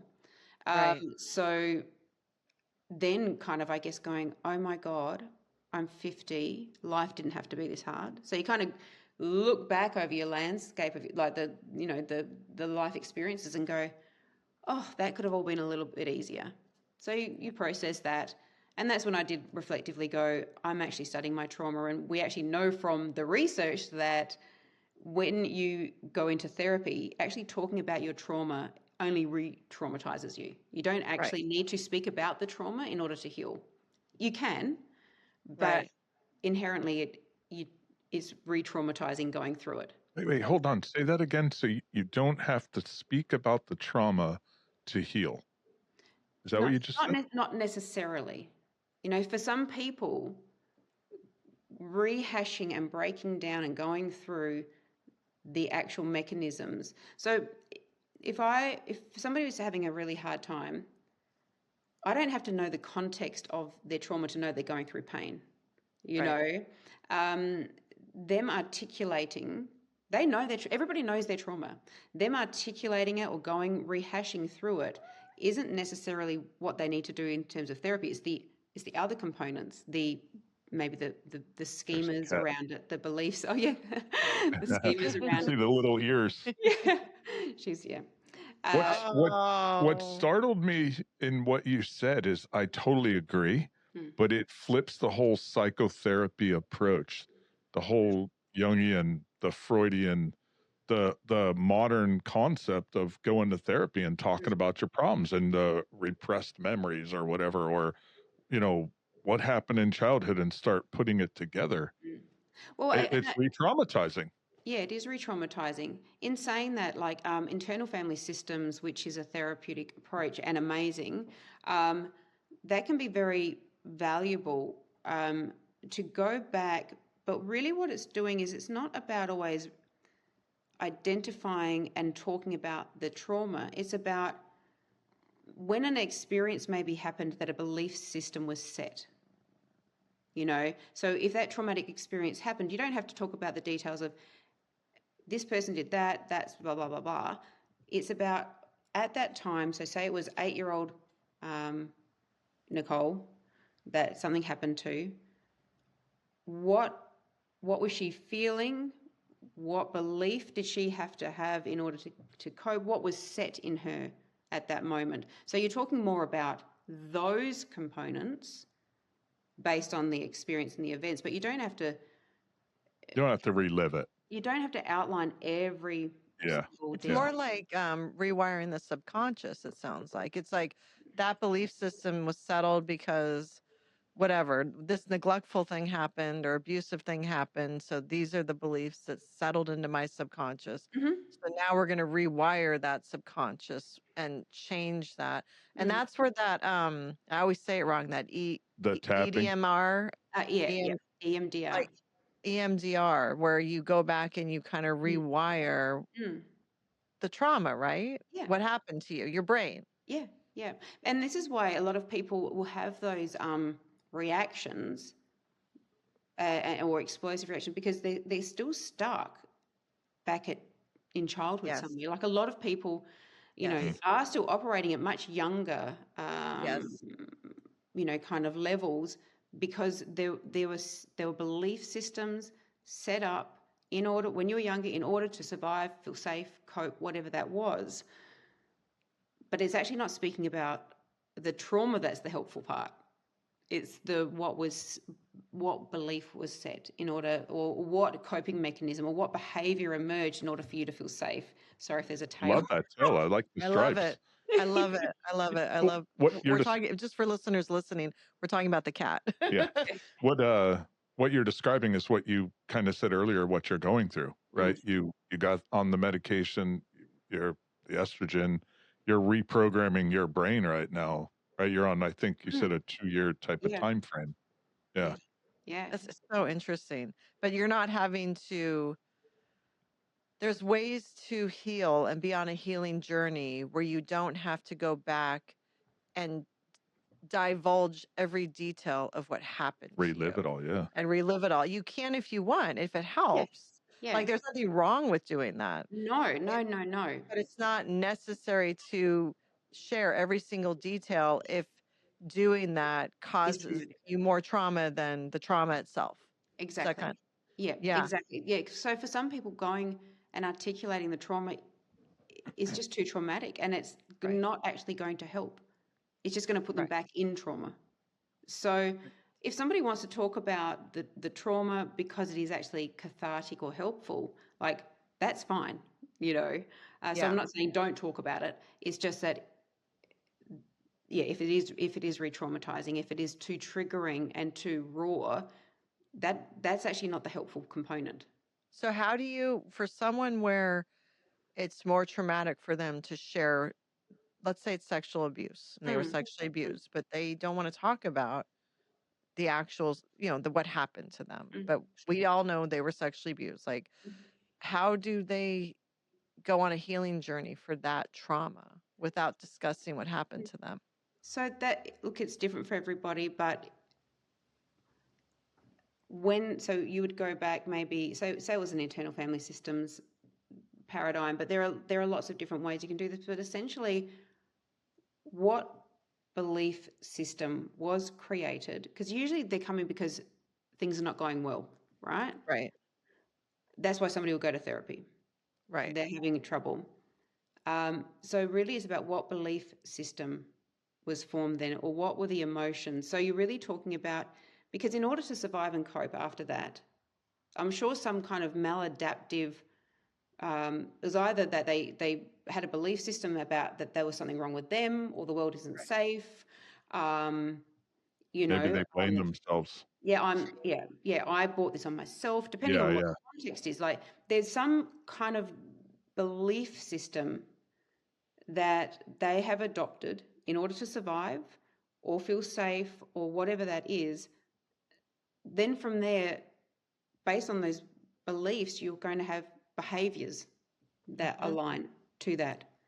And quite often they're going to be maybe dysfunctional. So it might be that they're just a people pleaser, then they just have no boundaries.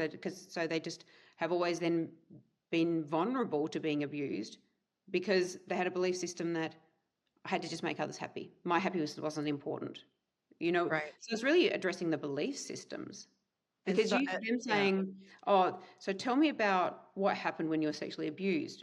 Well, that's got nothing to do with their belief system. Like them, they know what happened there. So them talking about that, if that's not part of the process that is going to be helpful, if it's just re-traumatizing, it's actually the belief. So because that's the part Right. that's that child or whatever happened at that time, that's been carried through with them. That belief Seems system. like a much healthier approach. It's like, let's deal with what was left behind from this What the outcome? catastrophic event that happened to you. You don't have to relive the catastrophic event, but let's deal with the casualty that was left behind. That's really, really interesting. And I feel like there's what can be challenging as well as it's almost like part of your psyche is stuck, back there, and you've had this life event, and then at some point, for some of us, you can feel like you've evolved, but you've got this kind of remnant there, and sometimes it's like that part of you doesn't really know. You've got two worlds. Like you've got this adult part that's evolved and had all these life experiences and has all this wisdom and knowledge, but you've still got this part of you that had a belief system that was built on something so terrible, but we need to almost bridge that together. Yeah, it's like when the trauma happened, a little part of you got frozen in time 100%. with that trauma, and it's stuck there. It's stuck. It's You stuck. can almost, some people might call it your demon or demons, but it's 100%. that. And It's it that feels thing. like that. And that's a really interesting way that what you've just said, Nicole, because you think it's a demon. So sometimes it's almost like that's almost becomes a barrier for you not to want to go back there and address it, because you're thinking having to address the trauma, but it's actually the little child that got left behind that you're really actually needing to go back and find. So it's not a demon at all. It's actually just that little child that was left back there with all the scarring. And so Yes. that's It's finally honoring that child and being the person that child needed at that time. yeah, You can now go back and be that person for that child. Give absolutely. that child grace Mm-hmm. and the attention and love and healing that no one else did at that time. Like you're actually being given the opportunity to Yeah, go back and do that. yeah. And for many of us who didn't have maybe that parent to save us at that time or whatever, you become the parent that goes back and saves them. And if anybody, and so I'm talking very much in an internal family systems kind of dynamic, and if this kind of thing resonates to them, that's what you'd be looking for in a therapist. And I love what you said, Nicole, because I think a lot of us are stopped because we think that we're going back and facing the demons like it's this black thing, but it's not. You're actually going back and kind of rescuing the child. I love I that. think it's, yeah. I love that. I love that. I think just changing the semantics and the whole concept of that could be just that alone can be a psychological shift. Mm, Is not viewing it as my demons are getting the best of me or I'm fighting my demons or my demons are quiet, but sometimes they show up.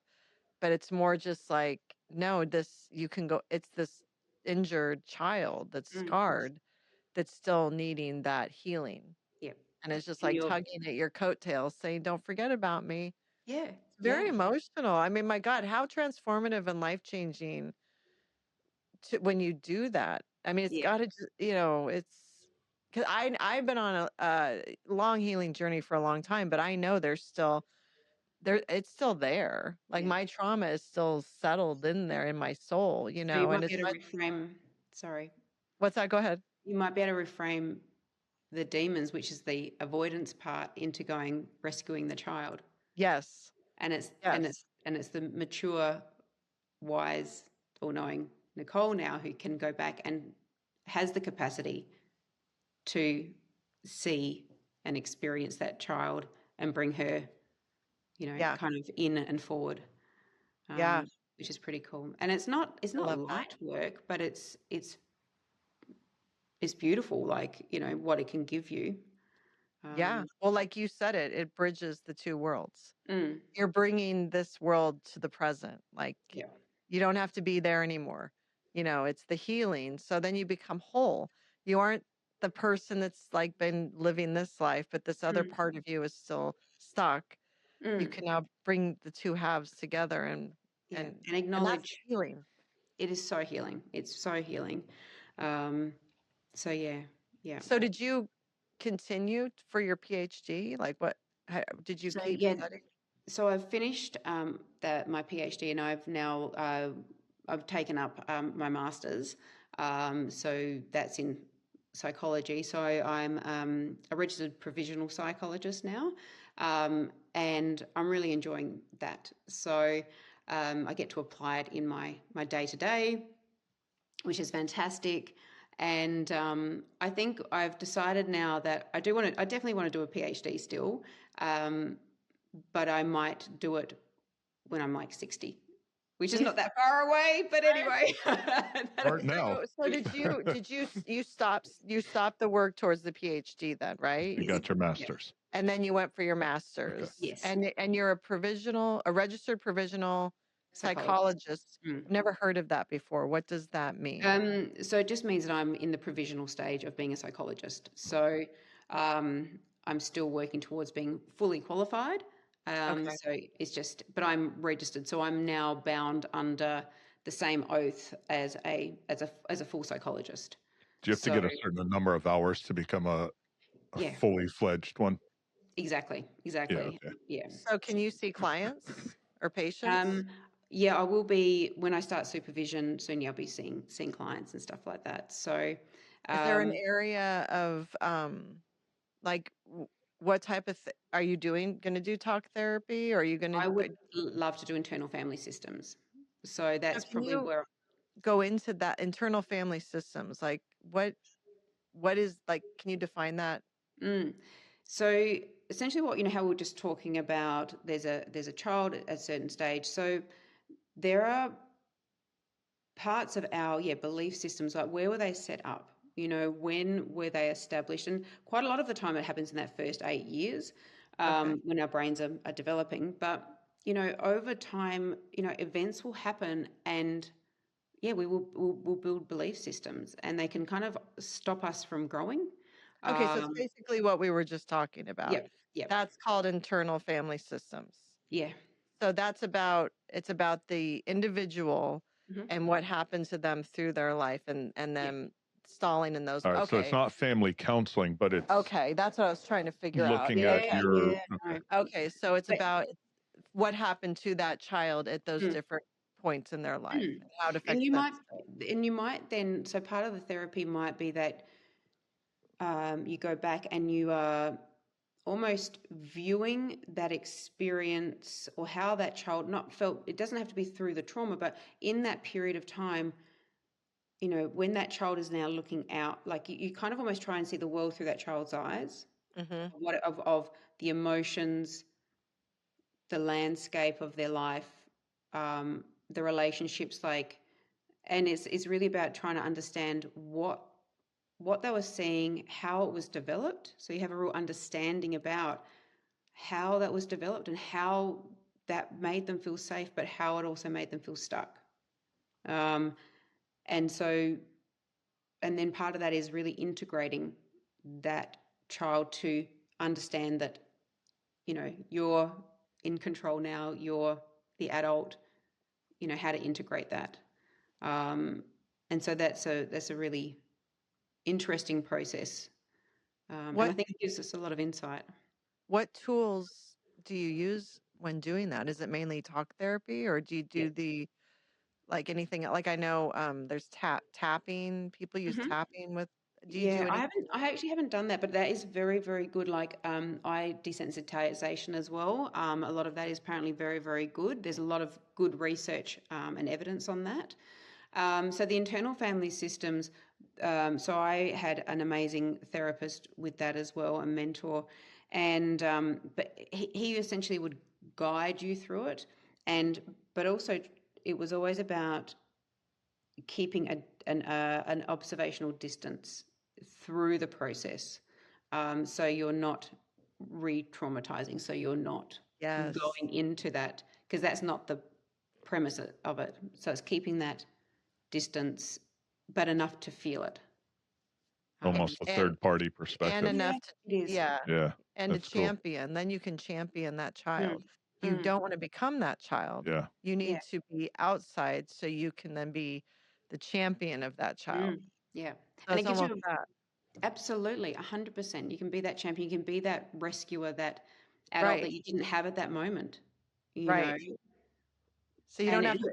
Yeah, that makes sense then. Because talking about the trauma, like in detail, you're becoming that child again if you're living it. But if it's just about what the aftermath of what happened to them, you can be outside and help guide them through that. That's so fascinating. And sometimes it's been that what does this child need at the moment? And it might be that they needed a hug, they needed to feel secure and safe and secure. And what does that child need right now in order to not be in this state of terror or whatever they're feeling? And so you're really becoming you are therapizing your own child. Yes. What is wow. What That's is amazing. the age group of say your target patient? Is it people our age? Is it younger? I'm very passionate about our generation, but yeah, any age, and I'm very much, I guess, because it's probably salient to me that I'm very passionate about this age, because we're also at an age where a lot of our healing and a lot of our lifestyle choices are going to really determine the quality of life that we're going to have going forward. Yeah.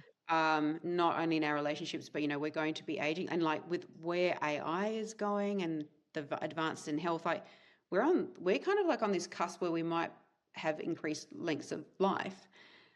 But if you don't have a good relationship with yourself, first and foremost, you know, that's a really rough road. It's a long life to live without a good relationship with yourself. And then also that quality of life of just being healthy as well. We want a really good quality of life going forward.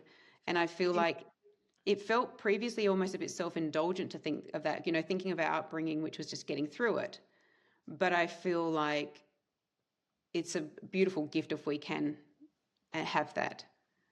I think your choice of wording, though, makes it okay. And it's having a healthy relationship with yourself. Yes. That doesn't mean you need to be braggadocious about yourself. It's between you and yourself and kind of figure it out type of thing. And accepting yourself Yeah. and probably as far as a healing journey, accepting your whole self is going back and healing those parts. Then you're truly accepting all of you and not denying that part of you anymore. Not denying, not allowing that to stay stuck, addressing it.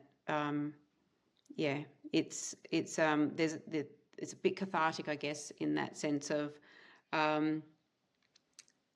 also breaking the norm of how we have normally approached dealing with life. Yeah. You know, it's completely different. Rather than just, you know, get down, head down, get on with it, toughen up, you know.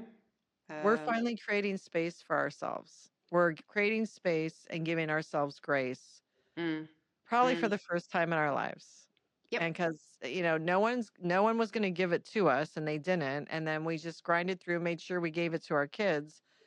And now we're like, okay, wait a minute. I deserve it too. I'm going to give myself, and that's one of the hardest things is I think in general, for our generation, at least for women, is to give ourselves grace. We push ourselves and have such high expectations of ourselves, expectations we would never place on any other person in our life. And like superhuman expectations. And if we don't do them just perfect, it's like we used to think we're failing. And so just to even like let go of that, you know, it sounds exhausting even saying it, doesn't it?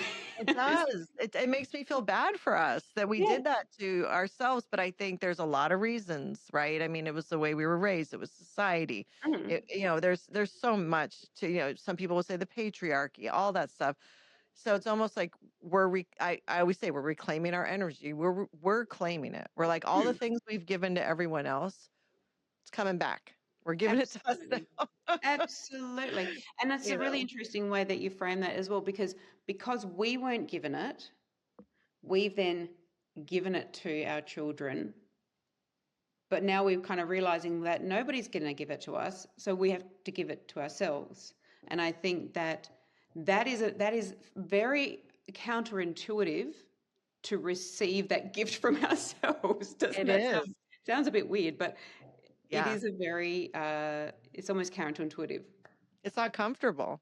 Yeah. But I think the more you do it though, you're like, okay, I can do this. It's okay. I can do that. Okay, that's, you know, but it's not comfortable to prioritize ourselves. It isn't. It isn't. And And goes I feel, against everything. And for a lot of your viewers as well, it's kind of like we're talking in very broad strokes of Gen X. And then the people that this will resonate with, I think, you know, because there are some people that are too resistant to that change. And so it's hard to even probably listen to some of these conversations for some people. But then there's going to be the other ones that are on that journey already or wanting to start that journey of giving to themselves or change or having these, you know, deeper, awesome, complex, rich conversations and unpicking it, because it is actually, I love it. I love this journey of unpacking it, because I think that resistance for a lot of people is because there's a lot of fear around that, you know, fear around unpacking all that stuff. You know, we've lived in a box for so long. These are the parameters, like you going in and talking about this stuff or divulging in all this stuff, like that's kind of scary. So that's why I think some people are stuck. And but for those of us that are, and for the people that are really resonating and listening and tuning in, they'll be the ones that are wanting to, they're curious and they're wanting to delve in a bit more. I agree. No, I think you just touched on what's it called, the gray divorce. Yes. Right. So women maybe more so than men, because we've always taken it, but women are now reclaiming their energy or giving this gift to themselves, Yeah. and it's creating a challenge for men In in relationships. I relationships. always Yeah, say in that situation, as women are going through perimenopause and menopause, their tolerance is down. They're prioritizing. Gen X women are prioritizing themselves, and I think their partners either are going to have to level up, Mm-hmm. or there's a divorce that happens. but I think the really do way think you're that. saying that almost could land on to a guy negatively, but it's I not. know. What you're saying is we're we're giving this gift to ourselves. The way you framed it was perfect, but and I won't be able to say it so eloquently, but you're giving this gift to yourselves, which is doesn't necessarily jive so well for men per se, because no one else is going to give you this gift, right? So Right. you're giving it to yourself, but it can be construed as you're taking it for yourselves. But either way, it's a wonderful thing, Mm. but it doesn't work for everybody. And I And think that helps lead to that gray divorce where you're just like, Mm. I'm evolving. Please come with me. If you can't, Yeah, and 100%. it's a problem. and women are probably having, because we're much more, we will talk, we're much more Yeah. social in our emotions, that we've already started this journey by the time we probably are having the conversation with our partner to invite them along on the journey. And the guy goes, oh, hey, sorry, I'm not really sure about this. So I don't really know the conversation yet. Yeah. Yeah.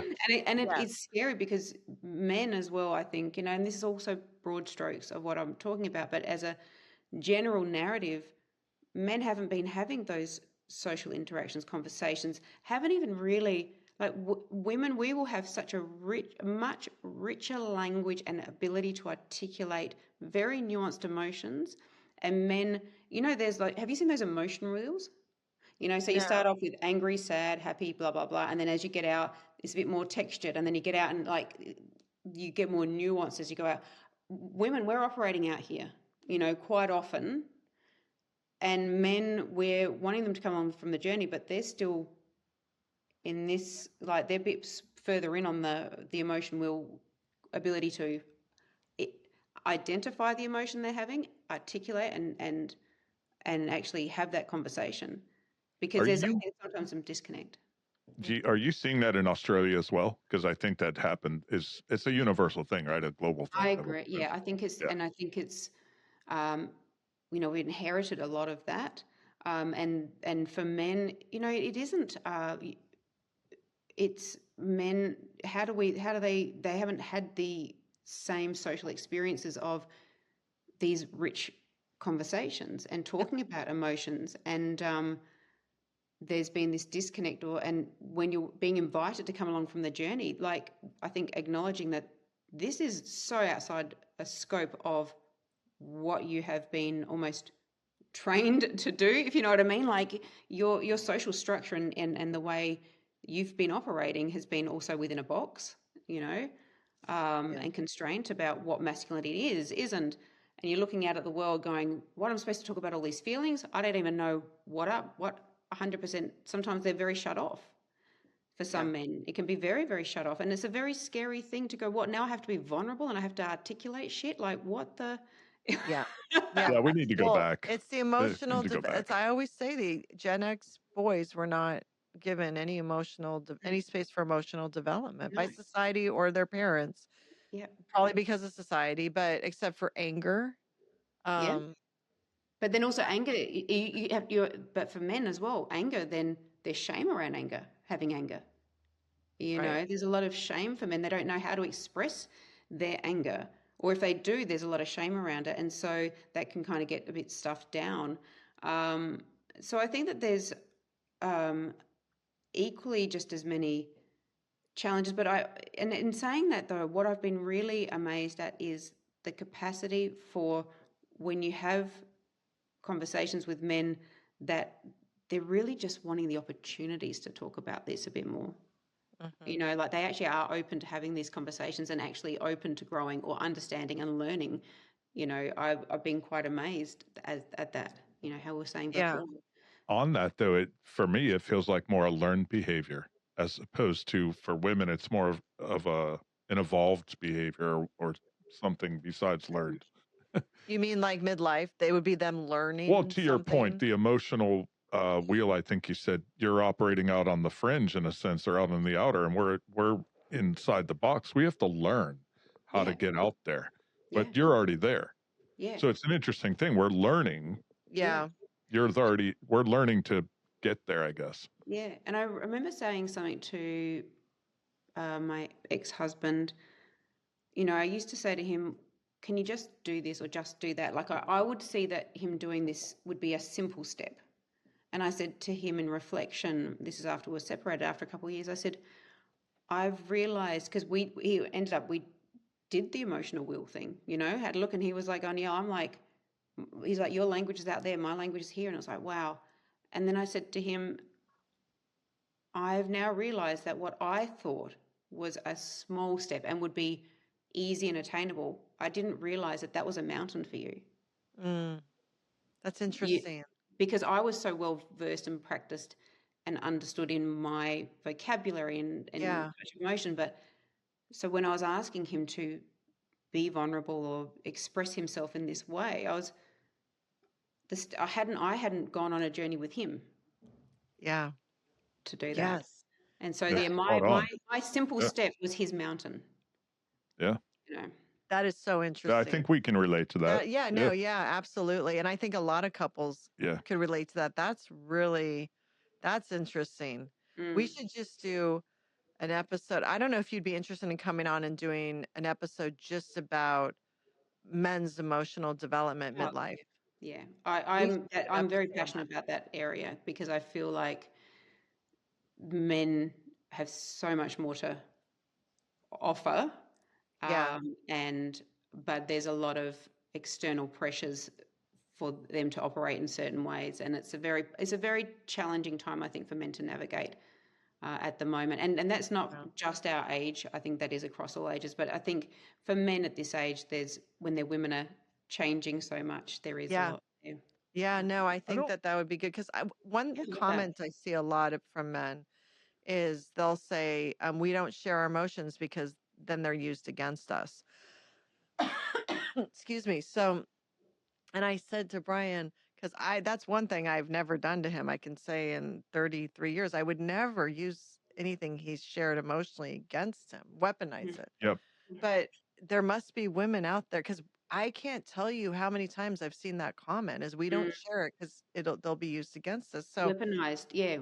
Isn't that terrible that their vulnerability can be weaponized against them? That would be an awful dynamic to be in.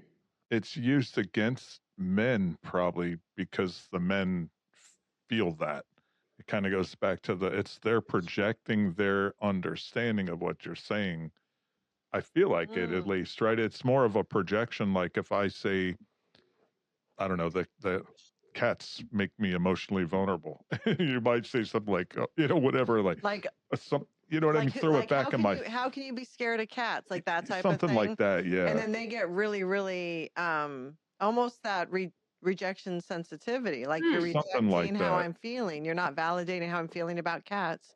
And they misunderstood as well. I completely misunderstood then, like, because the language is flying over one another. That's where I'm going. Yeah, yes, it's a language incongruence type of thing. Yeah, and it'd be really. Go ahead. You know, sometimes the conversations have been going, okay, so when you say that, this is what I'm hearing. Is that what it means? Or when I'm saying this, like, it's almost like having to develop and go, yeah, what is our language, and how does it track for you? Is that is when I'm saying this, is that the same for you, or does it have that same meaning? Because sometimes it could have there could be a gap in that, and it's not landing, and so you're being misunderstood, or it can be weaponized, or yeah. No, that's so interesting. But it's active listening, right? There, you've probably done active listening in some intro class. You say something. What I heard you just say. That's basic stuff, but that's communications. This is all communications. Yeah, but it's the ability to actively listen, make yourself vulnerable to listen, and to articulate your own experience and emotions or thoughts, whatever. But you also have to have a partner that's willing to participate. But that's why it's active, because you both have to be actively engaged. Because I mean, I know women whose partners were not, and we've done that. We've done the whole. Listen, what I heard you just say is this, and it's like, no, that's not what I said. Right. We If you've have, got but to get this over a is, hump, you've got to go to the basics of active listening.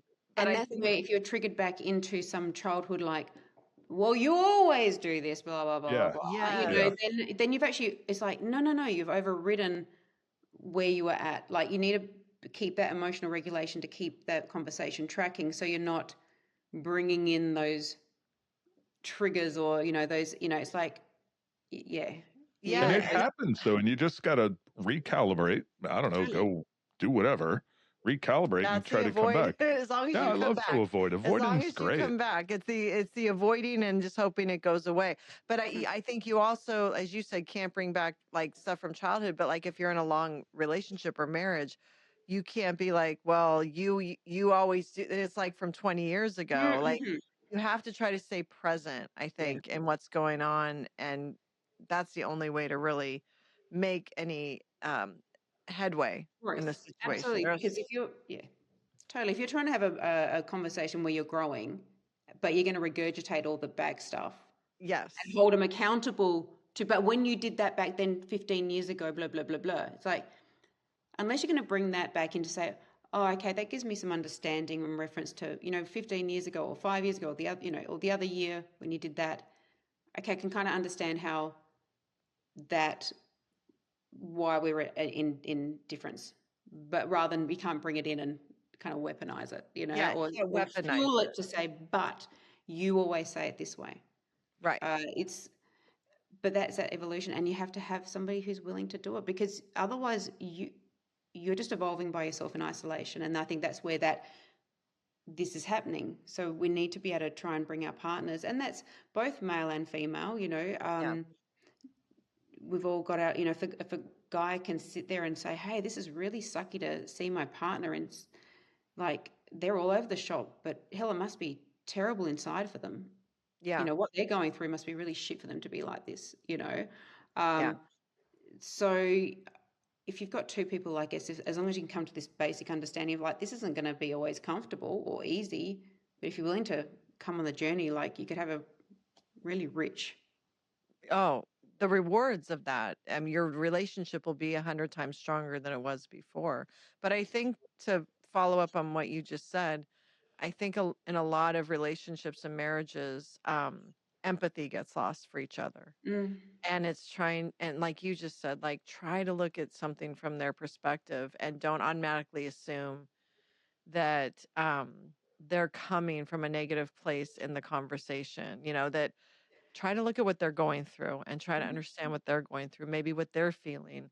And it's that empathy that we easily give to our children, we easily give to the neighbor, but mm. sometimes to our partner, we don't give them that grace of empathy. And I No, think that's something to remember. absolutely, because you think about the fact that we bring with us as well over a really, like when you've been with somebody a long time, there's going to be resentment. Yeah. There's going to be still things that niggle at you Yeah. and that want to, you know, justify or, Yeah. all those things. Um, it's tough, but I think that's the other side of it though, is that richness of somebody that's knows you so deeply and all your crap, all the Yes. good stuff and all the crap.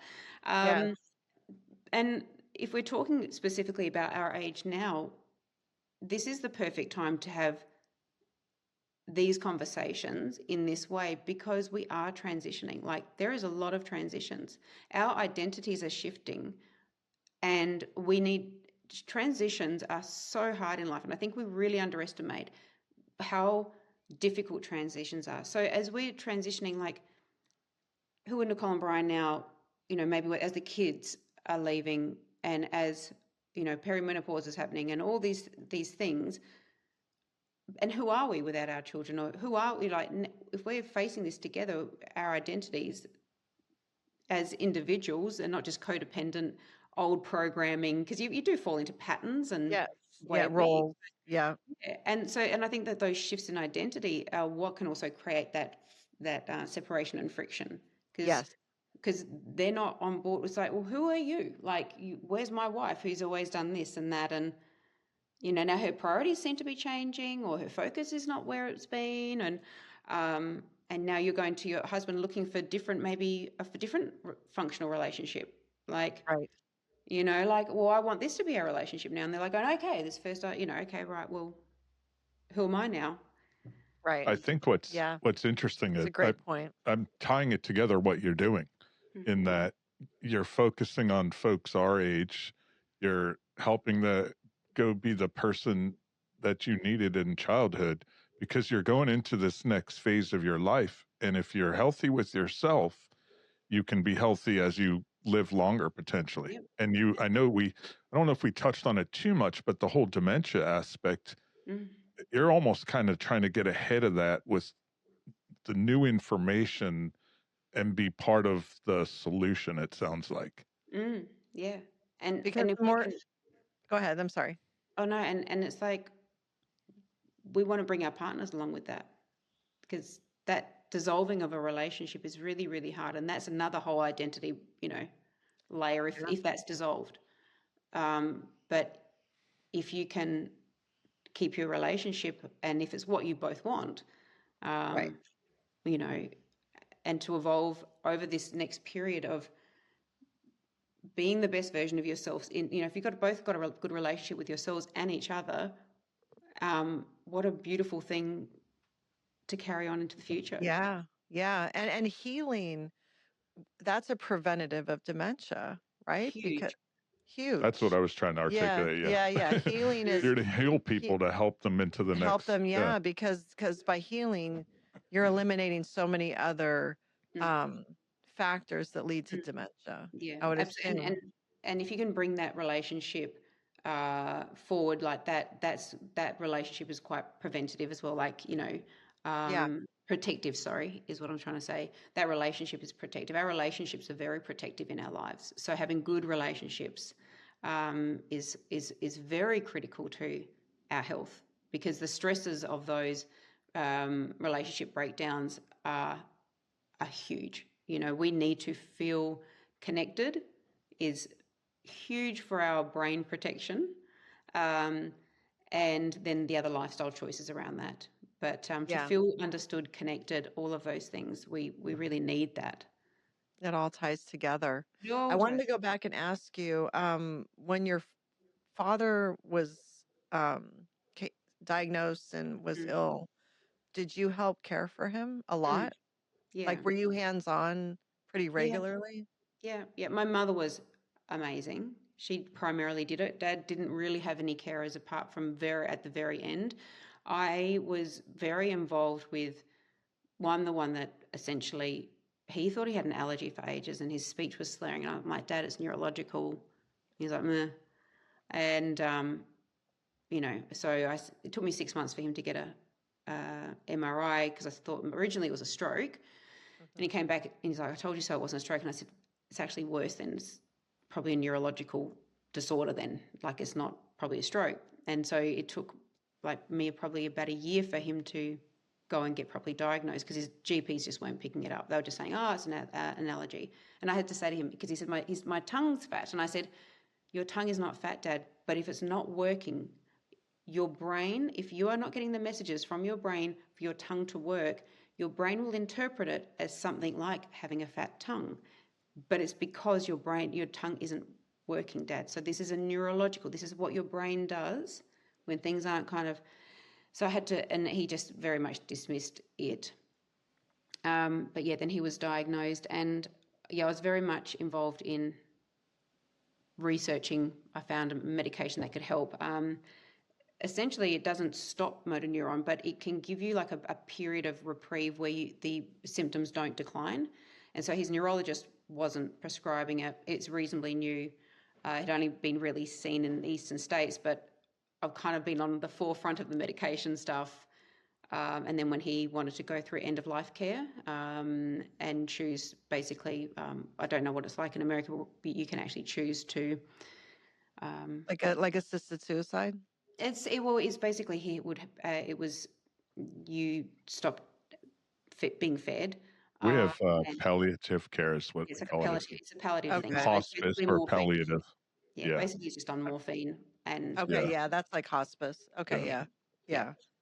I think they called it end-of-life care here. And but God, he was so stoic all the way through, but he maintained being himself, which is very challenging all the way through. Didn't say thank you once. You know, he found that he just couldn't do that. And he had a long time to think about things, and even he wrote his eulogy, but there was no mention of us as family. You know, it was about the Navy. It was about everything external. But like it mentioned that I got married and had kids, 2 kids. Like it didn't even say our names, you know. So it was, you know, this is the kind of thing that it's challenging when you go, wow. So this man, I'm his daughter. And his wife and 2 children, we're all caring and loving for this man that has shown us no kindness, no love, and even on his deathbed couldn't show any of that. Yet he's got 3. And I was also going like, I was proud of us, but I was also going, the fact that he couldn't see that if he had what he could have had in his life could have been so rich and beautiful, because even through all of that we could just care so deeply and be there. I think that was the sadness. Yeah, I'm He sure. never embraced it. I'm sure. Yeah. Never let it in. Do you think he was a narcissist at all? I think that I definitely had narcissistic elements for sure. I think he was actually undiagnosed autistic, absolutely. But he had massive trauma. But it showed me, it wasn't like, it showed me that he just couldn't go there. Even when he was in, no matter where his body, brain, everything was broken to, he could not do that. And it wasn't like it was at that last minute, we had that cathartic moment. Yeah. You know, oh, thank you, I love you, blah, blah, blah, blah. But I guess what he didn't say because he couldn't speak towards the end, but when he went through, he wanted me there with the discussions with the doctors, but he also just wanted me to stay with him. When I said, I'll go now, do you want me to go or do you want me to stay? He would always go stay. So just him wanting me to be there. That was his way. That was probably the most he could do. But one thing, this is probably maybe 48 hours before he passed away, one of his naval friends came in and Dad was out on morphine, couldn't really get through to him. And this guy came in, a friend, and he's going, hey, Trevor, that's my dad's name. And then he called his naval serial number and he said this series of numbers and he said, attention, Sergeant. And he's like, and my dad's eyes, bang, opened. And he was like, that recall, that showed how that wiring, nobody could get through. But he did a military call and called him to attention and my dad's eyes opened. I was like, far out. That's amazing. That's amazing. That is amazing. So wow. We are very much our hard wiring. It showed me. Yeah, no kidding. Through the time of during that year where it sounds like you were really taking care of him and involved and everything, how were you was your trauma re-triggered? That was very difficult. Like, was that a torturous year, not just because of his illness, but because of your trauma being re-triggered? Oh, absolutely. That was very hard. It was very, it's just like such discomfort, the level of discomfort and the challenge to go back in. And one of the things that I did consciously say to myself is that I wanted to go in without an expectation of what I was going to get back. And to do it with love. you know. And so I wanted it to be my gift without needing to have that give back, which everybody really wants. So that was a constant challenge for me to go, I've set this intention. So when he passes, it's his gift. Because I don't want there to be that level of resentment or anger, because I don't want to hold on to that anymore. So it was also a gift for yourself. Yeah. It was because but it was the gift that I could only give myself, because I had to remove that gift from it coming from him. Correct. So by giving him the gift unconditionally, you were freeing yourself from any potential resentment or anger you would have from him not reciprocating. And that was a gift to yourself. Like you took steps ahead of time to protect yourself from any expectations, because you knew he's not going to reciprocate. That process, though, that must have been hell. You had to have continued to talk to yourself, I assume, throughout that, right? It's not like, I'm going to go do this and I'll wait till the end and it's all good. That was probably daily. Yeah. And driving in the driveway, walking in the door, walking in the bedroom, seeing him deteriorate and seeing his behaviors he could be so cruel and awful. But just accepting that. He tested you to the end. Oh, yeah. No, but you triumphed. You triumphed. And, but I can't imagine how hard that was. So, and I'm sure many people can relate to that. And then to go right from that into the PhD study of your own trauma. Just call me a sucker for punishment. It's like, okay, wait, this might be a little much. Yeah. A break. Were you in school or taking she class? went after. She started. So I was doing my honors. I was doing my honors year through that period, and didn't you start the PhD after he passed, though? Yes, I started the PhD after he passed. Yeah. So, and that was studying that intergenerational trauma. Yeah, and that was through the military. The military. Yeah. Did you ever do MasterChef again after that one season? Yes. So I did in 2019. I was asked to go back on, and I went, no, told you no. Like, no, wait. Different conditions. So we got to have our own bedrooms, own bathrooms. I said, as long as I can fly back and see my kids every week, that was fine, because I promised them I'd never leave them again. So I went and did that. I made it halfway through, and serendipitously, the exact weekend that I was eliminated was the weekend that COVID broke out. Like, COVID was already just sort of starting. There were no lockdowns before that, but COVID just had broken out in the Barossa. But they said basically they would have flown me back that weekend, that next weekend, if I was still in the competition. And that's when all the lockdowns happened during filming. And they said you wouldn't have been able to go back and see your kids, and that would have been like another 3 months. Oh, and wow. Okay, thank you, universe. Yes. Yeah, thank goodness, thank God. That's amazing. Yeah. Or if I'd got eliminated when I was over there, I wouldn't have been able to come back even. And no, that's crazy. Now,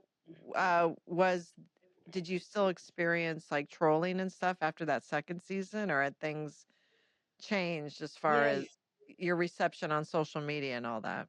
Yeah, absolutely. I didn't really get negative stuff from that second one. But I also didn't get profiled as high. I was only halfway through. So right. And so that was kind of a little bit of I think it'd been brought to me as just my personal challenge, just to have fun with it, not take it so seriously. And I felt like I did that. I met my own brief. Yeah, and it's kind of nice you got to go do it under better conditions and not have it be this whole psyop situation where you got to experience in it in a different way. But I think that's a testament to you, though, as absolutely you evolved as a person and went into it differently and had your own set of boundaries and Yeah. conditions, and you're like, fuck this, I'm not coming unless Yeah. you're going to honor these. And that's kind of cool. Yeah. Yeah. Absolutely. Yeah. Absolutely. No. And so the best thing that I got out of that is like, yeah, my closest friend now, who's one of the judges on the show, and her friendship has been the gold nugget of that experience. So yeah, you don't That's find wonderful. having finding those people in your life that you're like, oh yeah, you're a keeper. Yes. Yeah, cool. Yes. And I always tell my daughter, you're going to have seasons of friends, and there may be 10 at that time. And if you get one out of there, that's like gold. Yeah. And then you'll have another experience and you might get one or two, but you're going to end up with like maybe 5 or 4 or whatever, 3, but they're the gold, Yes. So it's not the quantity, it's the quality. And sometimes it's hard to remember that because the quantity is louder than the quality sometimes, but 100%. it's gold. I always say if you can count on your hand 5 good, loyal, trustworthy women in your life, you're rich. Absolutely. And There's no who you can question. authentically be with yourself. Like, Yes. and they Yes. will accept the crappy side of you and the good side of you. They can Yes. hold both of those sides and be okay with it. And they cheer for you as you walk by as you're succeeding. Yeah. They're happy for you, even if you're at that moment doing quote unquote better than them. Mhm. They're still cheering you on. They're not Mm. jealous or trying to tear you down. Or I know you guys have the tall poppy syndrome Mm. in Australia. You call it ankle biters, but they allow you to shine and they celebrate you. It's hard to Absolutely. find. So Absolutely. And so, yeah, celebrate those. And it was like, that's for me, that second series was, about that for me, that little friendship gold nugget. that's awesome. That's cool. Before I ask my last question, do you have any I questions? do have 2. Okay. One, did you ever get your high school diploma or the equivalent? We call it a diploma here. Did you ever get your high school certificate or graduation? No, but my bachelor supersedes that, so that's Yeah. okay. No, the reason I ask, I think it's remarkable what you've done. You've been, what a role model. I love it. I think just hitting stuff head on, I think it's really cool. Kudos to you. I think you're a role model for any young woman or woman our age that listens, and you've so much to offer. And what you're choosing to do now, I think it's really cool. Well, you got to come back and Oh, I'd at love some point. Like, I Yeah. feel like you guys are 100% my vibes. Yeah.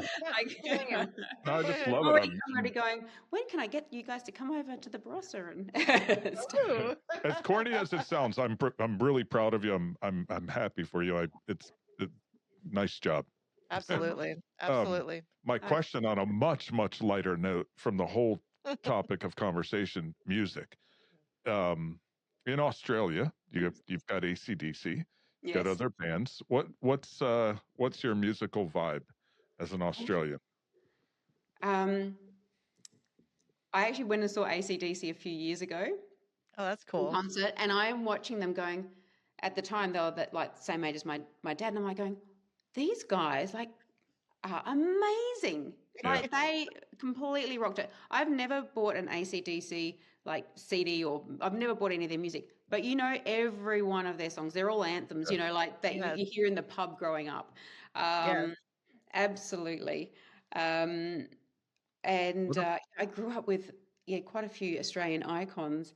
And What about Men at Work? That was a big band here. that was big. That was big.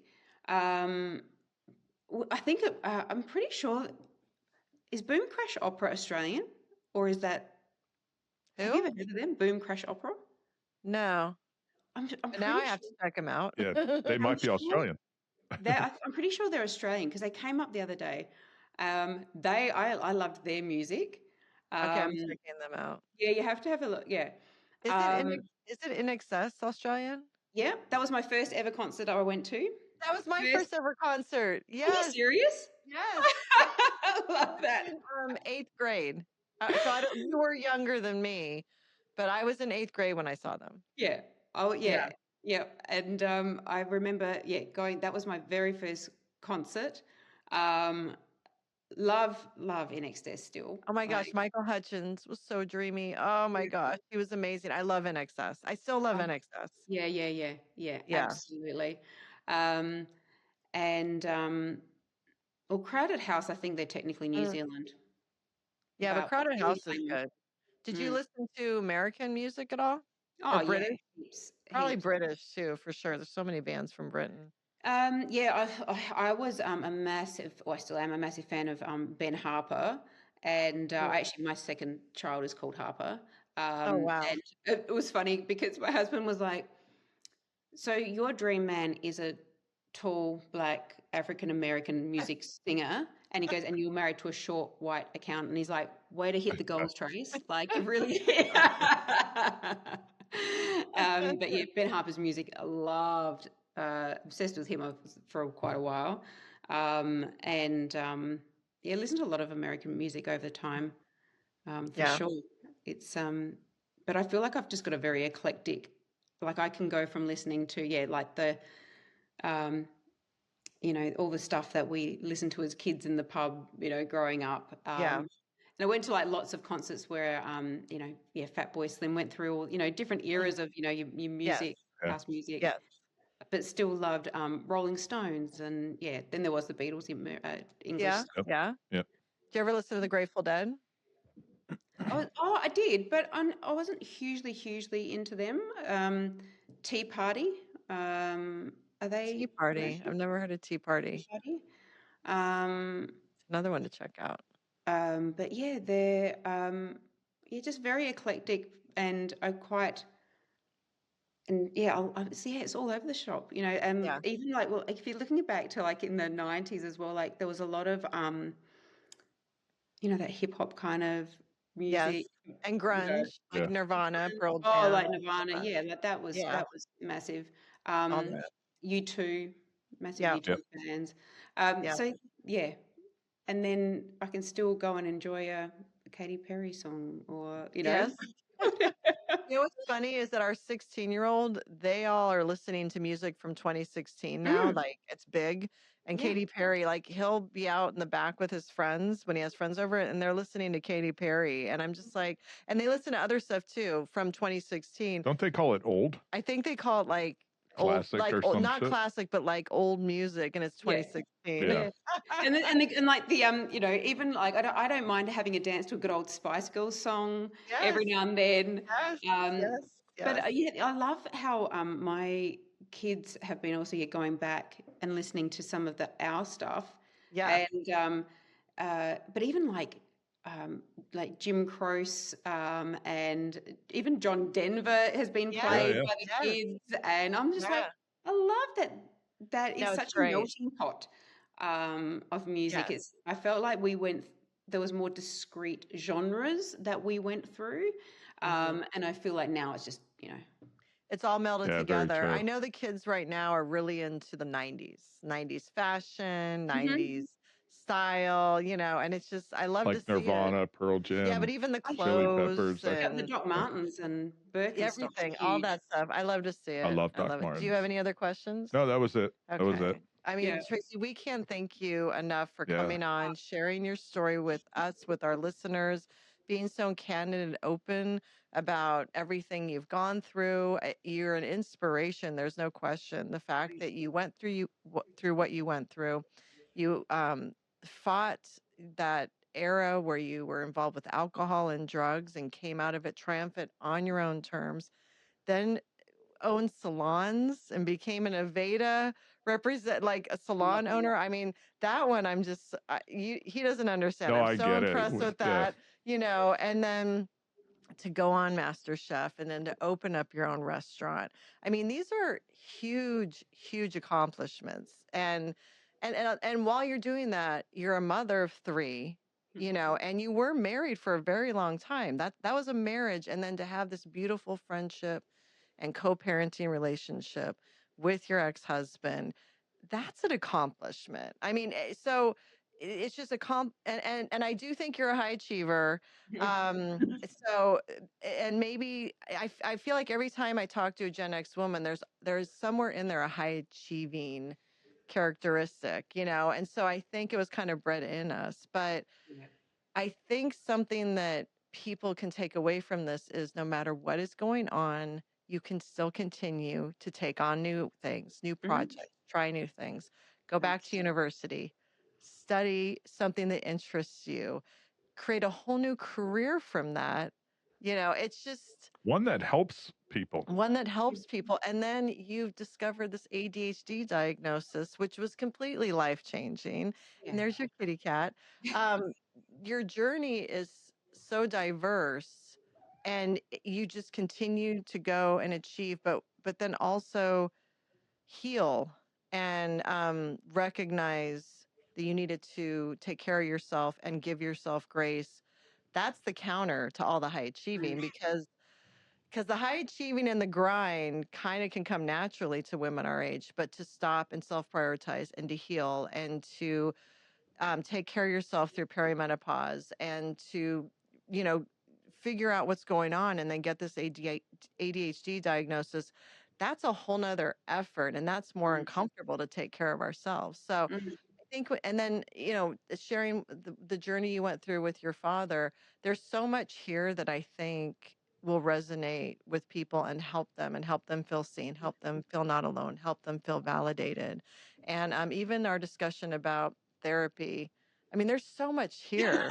There's so much here. And I really do want to have you come back on to delve into GenX men's emotional development. I think, like you had said, this is not discussed enough. And as we're all going through our changes, space has to be made for them somewhere. There has to be resources for them, and there isn't any. And a And I think, conversation starting as well. Just as we're starting our conversation about yes, perimenopause and stuff, this conversation needs to happen as well and emerge. yes. And they go through their own thing with andropause. And I don't ever hear anything about their change. It's called andropause, and I Yeah. don't see anything about that. There's So nothing changing. We're all good. yeah. So, but No, to no spend so problems. much time with us. I Yeah. mean, again, we so appreciate it. Thank you. I know it was early on where you are when we got started, so we appreciate the time that you gave us and Yeah. our listeners. Definitely.